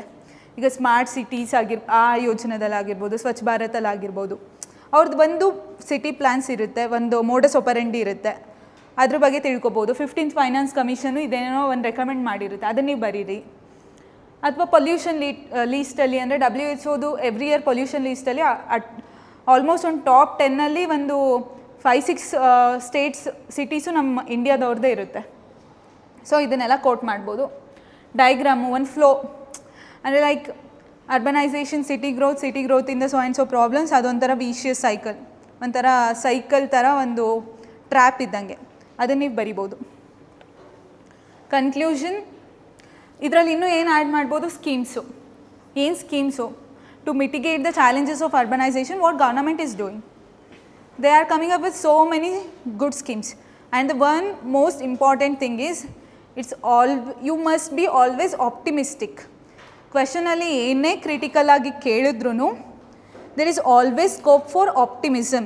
Government is working with whatever means they are having, they are working ಅಲ್ಲ. So optimism na you should reflect in your answers through some of the progress that the government is making or it has made. ಈಗ ಅಮೃತ್ ಯೋಜನಾ ಇದೆ, smart cities ಇದೆ, ಸ್ವಚ್ಛ ಭಾರತ್ ಯೋಜನಾ ಇದೆ. ಸ್ವಚ್ಛ ಭಾರತ್ ಯೋಜನಾದಲ್ಲಿ urban ಏರಿಯಾಸ್ಗೆ separate ಇದೆ. Startup India ಆದಮೇಲೆ ಅಂತೂ ಎಷ್ಟೊಂದು ಜಾಬ್ ಬೂಮ್ ಆಗಿದೆ. ಆ ಥರ ಪಾಸಿಟಿವ್ ಆಸ್ಪೆಕ್ಟ್ಸಲ್ಲಿನೂ it's always good to write. ಈಗ ನೀತಿ ಆಯೋಗದ್ದು ಎಷ್ಟೊಂದು ಕಮಿಟಿ ರೆಕಮೆಂಡೇಷನ್ ಪ್ರಕಾರ they have done some good things.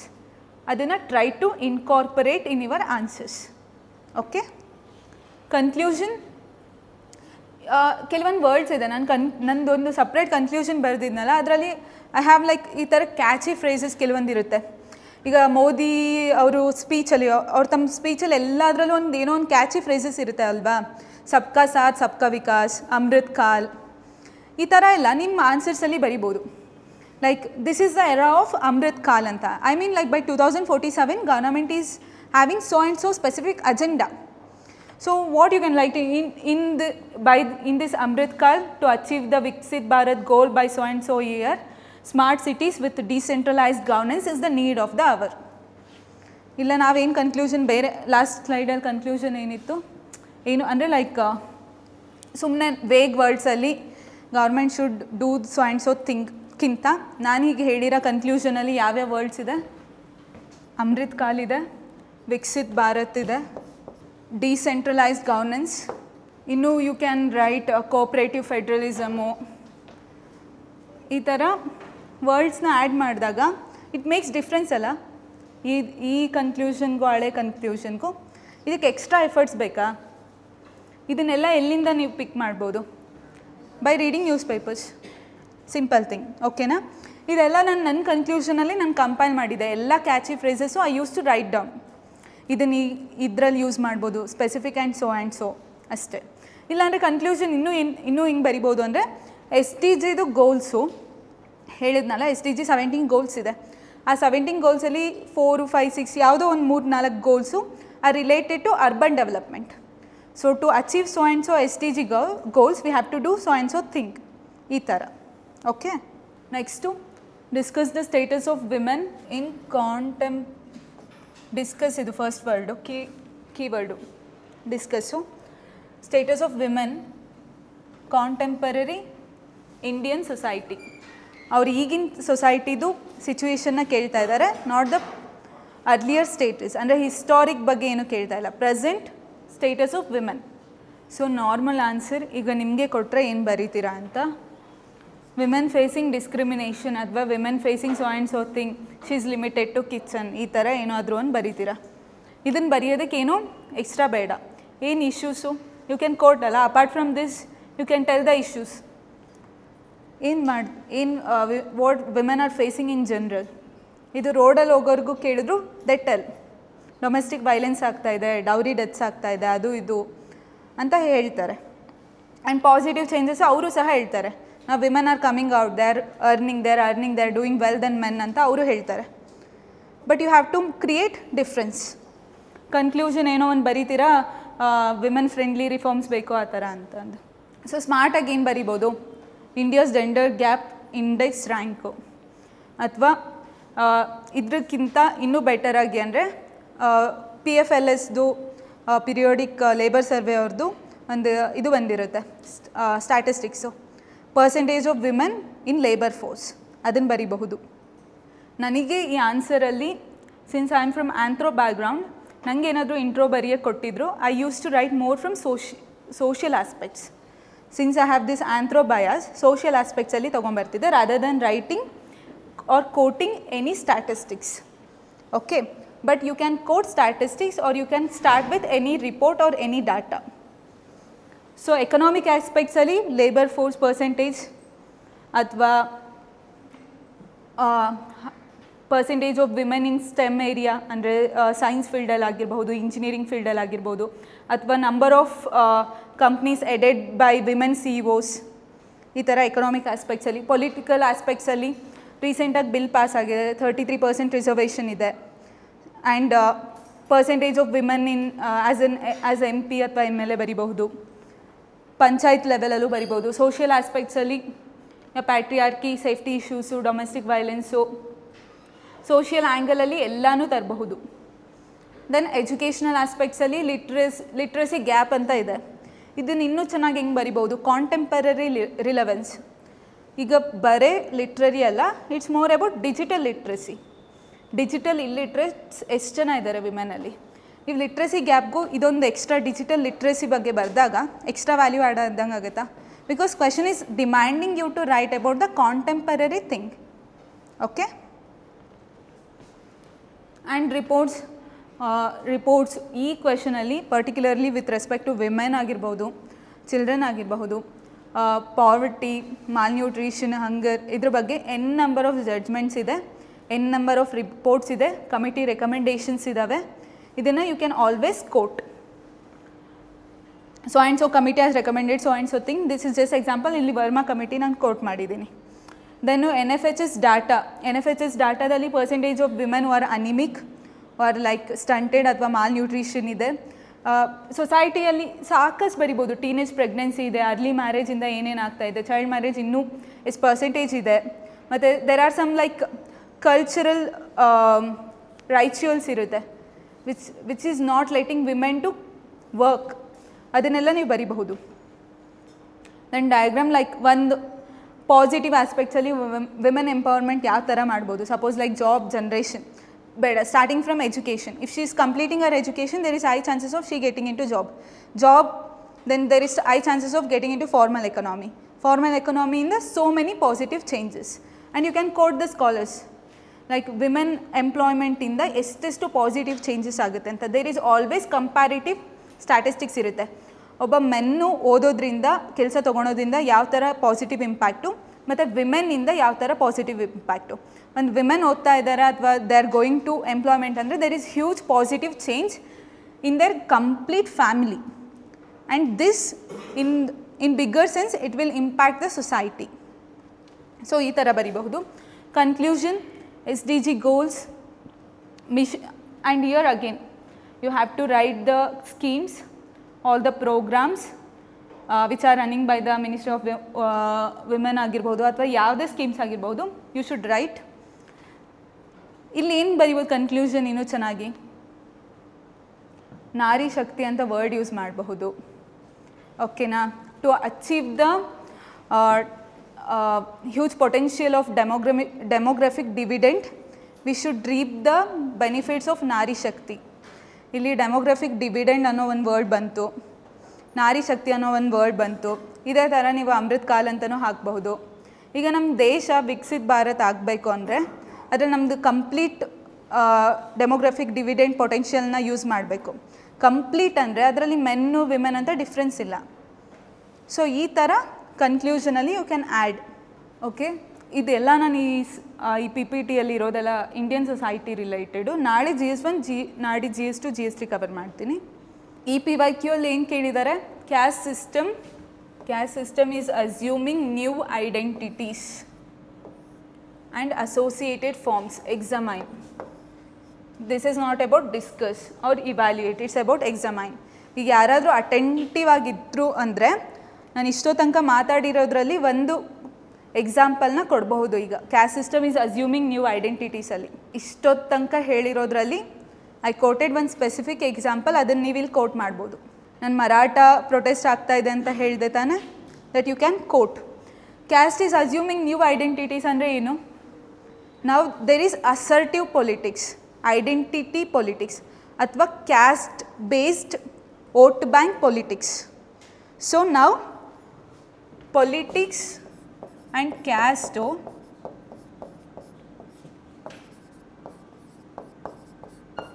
becoming inseparable. ಆಯಿತಾ. ಆ್ಯಂಡ್ ಅಗೇನ್ ಅಬೌಟ್ ಎಕನಾಮಿ ಆಸ್ಪೆಕ್ಟ್ಸಲ್ಲಿ ಈಗ ರಿಸರ್ವೇಷನ್, ಎಜುಕೇಷನಲ್ ಆಸ್ಪೆಕ್ಟ್ಸಲ್ಲಿ ರಿಸರ್ವೇಷನ್ನು, ಆ ಥರ ನೀವು ಕೋಟ್ ಮಾಡಬಹುದು. ನಾರ್ಮಲ್ ಆನ್ಸರ್ ನೀವೆಲ್ಲ ಈಗ ಸದ್ಯದ ಮಟ್ಟಿಗೆ ಏನೋ ಓದಿಲ್ಲ ಅಲ್ಲ, ನೀವೆಲ್ಲ ಏನು ಬರಿಬಹುದು.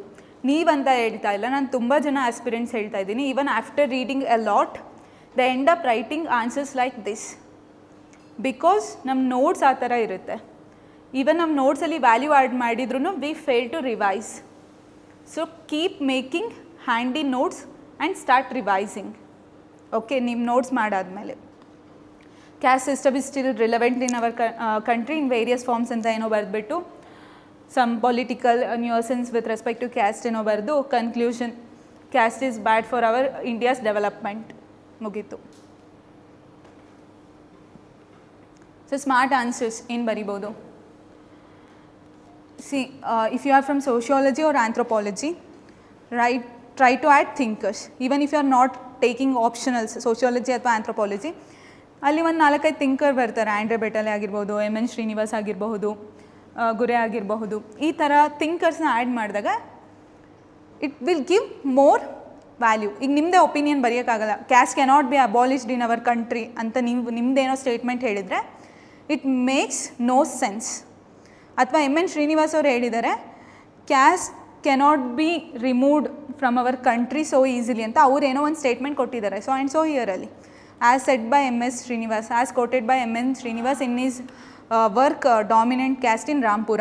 ಇದನ್ನು ನಾನು ಏನಾದರೂ ಒಂದು ಇಂಟ್ರೋಲ್ ನಾನು ಬರೆದೆ ಅಂದರೆ ಈಗ ನೀವೇ ಇವ್ಯಾಲ್ಯೂಯೇಟರು ಹಳೆ ಆನ್ಸರ್ಗೂ ಈ ಆನ್ಸರ್ಗೂ ಎಷ್ಟು ನಿಮಗೆ ಅಫ್ಕೋರ್ಸ್ ಅನಿಸುತ್ತೆ ಎಕ್ಸ್ಟ್ರಾ 1 ಮಾರ್ಕ್ಸೋ ಅರ್ಧ ಮಾರ್ಕ್ಸೋ ಕೊಡಬೇಕು ಅಂತ ಅನಿಸುತ್ತೋ ಇಲ್ವೋ? So it's always about smart. Having smartness. Caste not disappearing, it's changing. Caste disappear ಆಗ್ತಾ ಇಲ್ಲ, but it is taking new identities.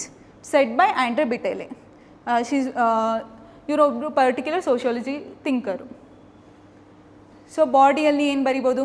Same ಹೆಂಗೆ ಸ್ಟೇಪಲ್ ಅಪ್ರೋಚ್ ನಾನು ಹೇಳಿದ್ನಲ್ಲ, ಸೊಸೈಟಿ ಅಪ್ರೋಚ್ ಆಗಿರ್ಬೋದು, ಎಕನಾಮಿಯಲ್ಲಿ ಆಗಿರಬಹುದು, ಪಾಲಿಟಿಯಲ್ಲಿ ಆಗಿರಬಹುದು. ಸೋಷಿಯಲಲ್ಲಿ ಏನು ಬರಿಬೋದು? ಎಂಡೋಗ್ಯಾಮಿ, within caste marriages. So as per statistics, ego more than 90% of marriages are within caste marriages. Inter-religion and inter-caste marriages are less than 5%. Idanna if you quote this add value. Then politics, vote banks, this is something again most of the time iga MLA matte MP ticket is given based on the caste particular area dalli particular caste is dominant. So ಆ ಪ್ರಕಾರದಲ್ಲಿ ಕೊಡ್ತಾರೆ. Again ಇದನ್ನು ನೀವು ಹೇಳೋದ್ರ ಬದಲು as per data, as per so and so analysis ಈ ಥರ ಇದೆ ಅಂತ ಹೇಳೋದಕ್ಕೆ ವ್ಯತ್ಯಾಸ ಇದೆ. Then economy. ಸೊ ರಿಸರ್ವೇಷನ್ ಕೊಡ್ತಾ ಇರೋದ್ರಿಂದ ಎಷ್ಟು ಪಾಸಿಟಿವ್ ಚೇಂಜಸ್ ಆಗಿದೆ. ಎಸ್ಪೆಷಲಿ GS2ದು ವಲ್ನರಬಲ್ ಸೆಕ್ಷನಲ್ಲಿ ನೀವು SC ಮತ್ತು ಟ್ರೈಬಲ್ ಗ್ರೂಪ್ಸ್ದು PVTG ಗ್ರೂಪ್ಸ್ದು ಎಲ್ಲ ಪಾಸಿಟಿವ್ ಚೇಂಜಸ್ದು ಯು ಕ್ಯಾನ್ ಮೇಕ್ ಕೋಟ್. ಈಗ PVTG ಗ್ರೂಪ್ಸ್ ಗೊತ್ತಾ? ಪರ್ಟಿಕ್ಯುಲರ್ಲಿ ವಲ್ನರೇಬಲ್ ಟ್ರೈಬಲ್ ಗ್ರೂಪ್ಸ್ ಅಂದರೆ ಟ್ರೈಬಲ್ ಕಮ್ಯುನಿಟೀಸಲ್ಲಿ ಇನ್ನೂ highly isolated tribes who are living in remote areas, who are highly living under such under privileged under developed ಏರಿಯಾದಲ್ಲಿದ್ದಾರೆ. So ಅವರಿಗೆ ಅಂತ separate PVTG group ಅಂತ ಮಾಡಿ ಅವರಿಗಂತಲೇ ಸ್ಪೆಸಿಫಿಕ್ ಸ್ಕೀಮ್ಸ್ನ ಮಾಡಿದೆ. ಆ ಥರ ಅದರಿಂದ ಪಾಸಿಟಿವ್ ಚೇಂಜಸ್ ಆಗಿದೆ. Of course there is huge positive changes. Economy ಆಸ್ಪೆಕ್ಟ್ಸಲ್ಲಿ ಅದನ್ನು ಬರಿಬಹುದು. ನ್ಯೂ ಗ್ರೂಪ್ ಅಸೋಸಿಯೇಷನ್ ಅಂದರೆ caste based association, caste based ಪ್ರೊಟೆಸ್ಟ್ಗಳು. ಇನ್ನೂ ನೀವು ಲಿಟ್ರಸಿನೂ ಬರಿಬೋದು. ದಲಿತ ಬಂಡಾಯ ಸಾಹಿತ್ಯ ಅನ್ನೋದೇ ಒಂದಿದೆ, ಆಯಿತಾ? ಸೊ ಇದೆಲ್ಲ ನಮಗೆ ಡೇ ಟು ಡೇ ಲೈಫಲ್ಲಿ ವಿ ನೋಟಿಸ್ ಅಲ್ವಾ, but we fail to incorporate. ಈಗ ನೀವು ಯಾವುದೇ ನೆಕ್ಸ್ಟು ರಿಸರ್ವೇಷನ್ ಬೇಸ್ಡ್ ಪೊಲಿಟಿಕ್ಸು ಅಥವಾ ಒಂದು ಪ್ರೊಟೆಸ್ಟ್ ನಡೀತಿದೆ. ಈಗ ಕರ್ನಾಟಕದಲ್ಲಿ ಪಂಚಮಸಾಲಿ ಲಿಂಗಾಯತರವರಿಗೆ ಸಪ್ರೇಟ್ ಬೇಕು ಅಂತ ಒಂದು ಪ್ರೊಟೆಸ್ಟ್ ಇದೆ. ಅಥವಾ ಸೊ ಆ್ಯಂಡ್ ಕ್ಯಾಸ್ಟು ಕುರುಬ್ರು ಕ್ಯಾಸ್ಟ್ ಅವ್ರಿಗೆ OBC ಬದಲು STಯಲ್ಲಿ ಬೇಕು ಅನ್ನೋದೊಂದು ಪ್ರೊಟೆಸ್ಟ್ ನಡೀತಾ ಇದೆ. ಅಥವಾ SC STದು ಸಬ್ ಕ್ಲಾಸಿಫಿಕೇಷನ್ ಆಗಬೇಕು ಅನ್ನೋದೊಂದು ಪ್ರೊಟೆಸ್ಟ್ ನಡೀತಾ ಇದೆ. ಇದೆಲ್ಲ ಪ್ರೊಟೆಸ್ಟ್ಗಳನ್ನ ನೀವು ಜಸ್ಟ್ ಕೇಳಿ ಬಿಡೋದಲ್ಲ. ಈ ಪ್ರೊಟೆಸ್ಟ್ನ ನೆಕ್ಸ್ಟ್ ಟೈಮ್ ಕೇಳಿದಾಗ ಏನಂತ ಥಿಂಕ್ ಮಾಡಬೇಕು? ಇದನ್ನು ಎಲ್ಲಿ ನಾನು UPSC ಎಕ್ಸಾಮಲ್ಲಿ ಯೂಸ್ ಮಾಡಬಹುದು. ಈ ನಾಲೆಜ್ ಎಲ್ರಿಗೂ ಇರುತ್ತಾ? ಇದೆಲ್ಲ ನಾನು ಪ್ರೊಟೆಸ್ಟ್ನ ಕೋಟ್ ಮಾಡಿದ್ನಲ್ಲ, ಈಗ ಮರಾಠ ಪ್ರೊಟೆಸ್ಟ್ ಆಗಿರ್ಬೋದು, ನಮ್ಮ ಸ್ಟೇಟಲ್ಲಿ ಏನೇನು ಆಗ್ತಿದೆ ಪ್ರೊಟೆಸ್ಟು, ಇದು ನಾಲೆಜ್ ನಾರ್ಮಲ್ ಪೀಪಲ್ಗೂ ಇರುತ್ತೆ. ಬಟ್ ನೀವು ಅದನ್ನು UPSCಯಲ್ಲಿ ಹೆಂಗೆ ಯೂಸ್ ಮಾಡ್ತೀರಾ ಅನ್ನೋದು ವೆರಿ ಇಂಪಾರ್ಟೆಂಟ್. ಮಂಡಲ್ ಕಮಿಷನ್ ರೆಕಮೆಂಡೇಷನು ಅಥವಾ ಇಂದ್ರಾಸಾನಿ ಕೇಸ್ ಬಗ್ಗೆ ಬರಿಬೋದು. ಡಯಾಗ್ರಾಮ್ ಕ್ಯಾಸ್ಟ್ ಪಿರಮಿಡ್ ಹಾಕಿದರೆ ಹಾಕಿ ಬಿಟ್ಟರೆ ಬೇಡಿ. Conclusion, there is shift from hierarchical casteism to identity based assertive politics. ಅಂತ ಈ ಥರ. Discuss the problems. Here the term is discuss problems of tribal integration in India. ಈಗ ಟ್ರೈಬ್ಸ್ ಅಂತ ಕೇಳಿದಾಗ ನಮಗೆ ನೆನಪು ಬರೋದೇನು, they are very backward, under developed. ಇದನ್ನೇ ನಾವು ಇಂಟ್ರೋಲ್ ಬರಿತೀವಿ. ಇಶ್ಯೂಸ್ ಏನು, ಇಶ್ಯೂಸ್ ನೀವೇ ಕೋಟ್ ಮಾಡಿ ಹೇಳಿ ಒಂದೆರಡು ಇಶ್ಯೂಸು. ಎಕನಾಮಿಯಲ್ಲಿ ಏನು ಇಶ್ಯೂಸ್ ಇರ್ಬೋದು ಅವರಿಗೆ? Poverty. Next illiteracy, unemployment, formal jobs ಇಲ್ಲ, ಇನ್ಫಾರ್ಮಲ್ ಜಾಬ್ಸು ಎಲ್ಲ, like daily casual labours, permanent jobs ಇರೋಲ್ಲ.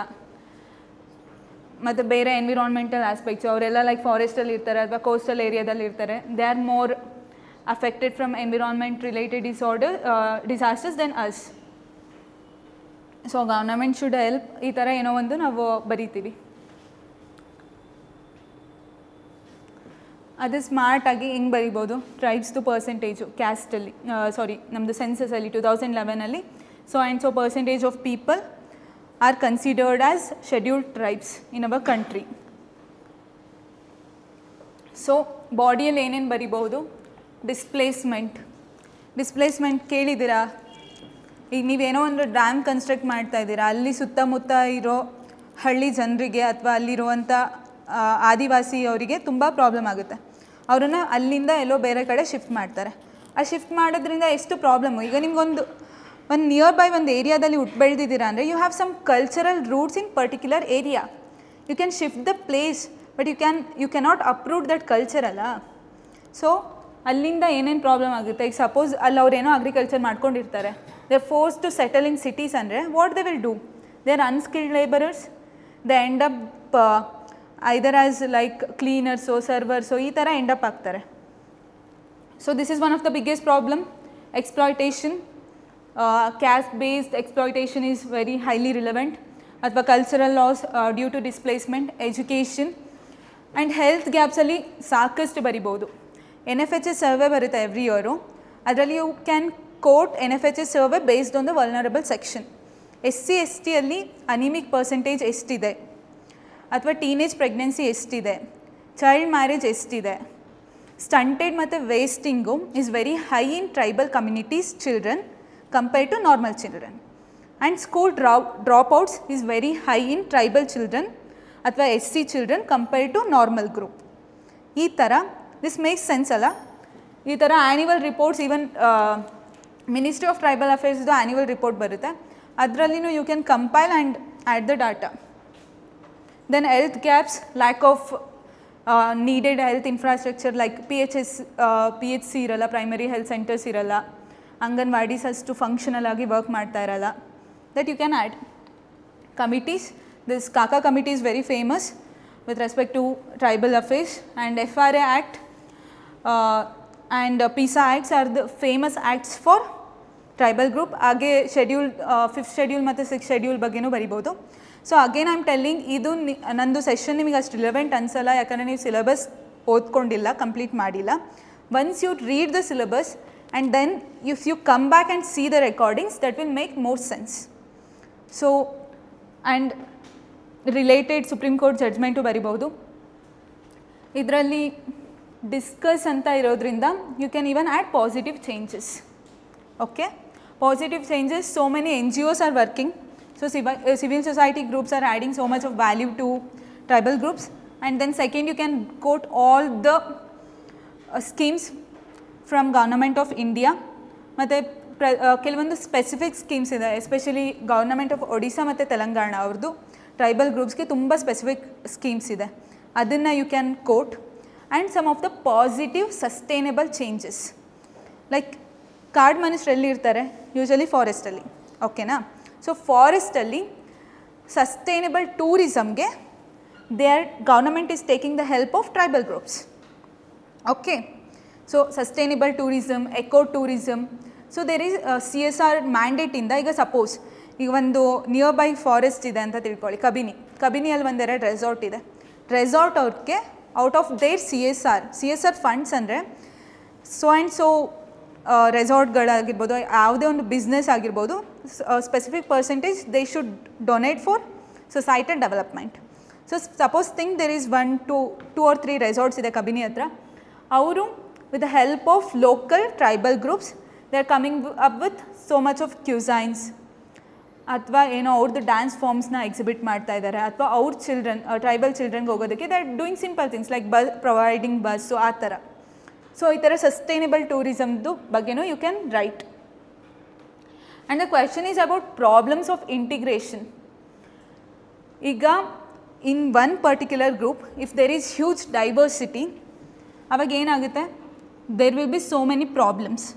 So if you are forcing so and so committees to integrate, ಆವಾಗ ಏನಾಗುತ್ತೆ, ಡೆವಲಪ್ಮೆಂಟಲ್ ಇಶ್ಯೂಸು ಅಥವಾ ರೀಜನಲ್ ಇಂಬ್ಯಾಲೆನ್ಸ್ ಆಗಿ ದೇರ್ ವಿಲ್ ಬಿ ನಕ್ಸಲಿಸಮ್ ಅಥವಾ other regionalistic fights. ಈಗ ಬಿಲ್ ಪ್ರದೇಶ್ ಅಂತ ಎಲ್ಲ ಬಿಲ್ ಟ್ರೈಬಲ್ ಗ್ರೂಪ್ಸ್ ಅವರು, they are in Madhya Pradesh, U P, Bihar, Chhattisgarh, they are protesting to have separate state.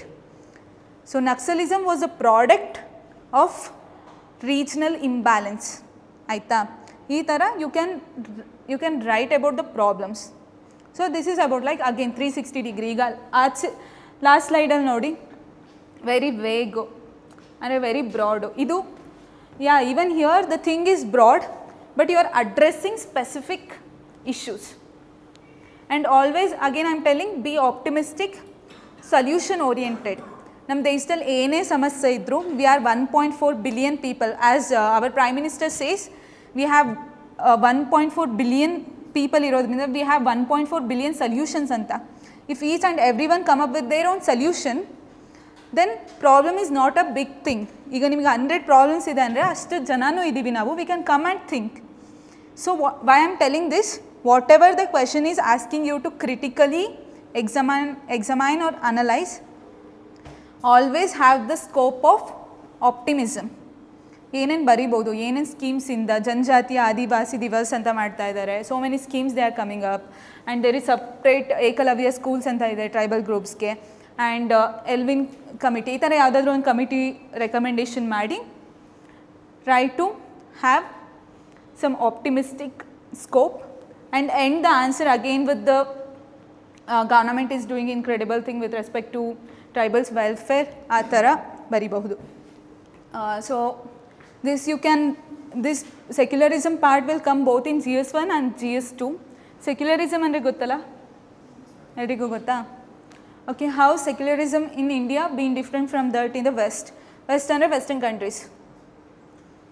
So normal answers, secularism means separation of religion and state.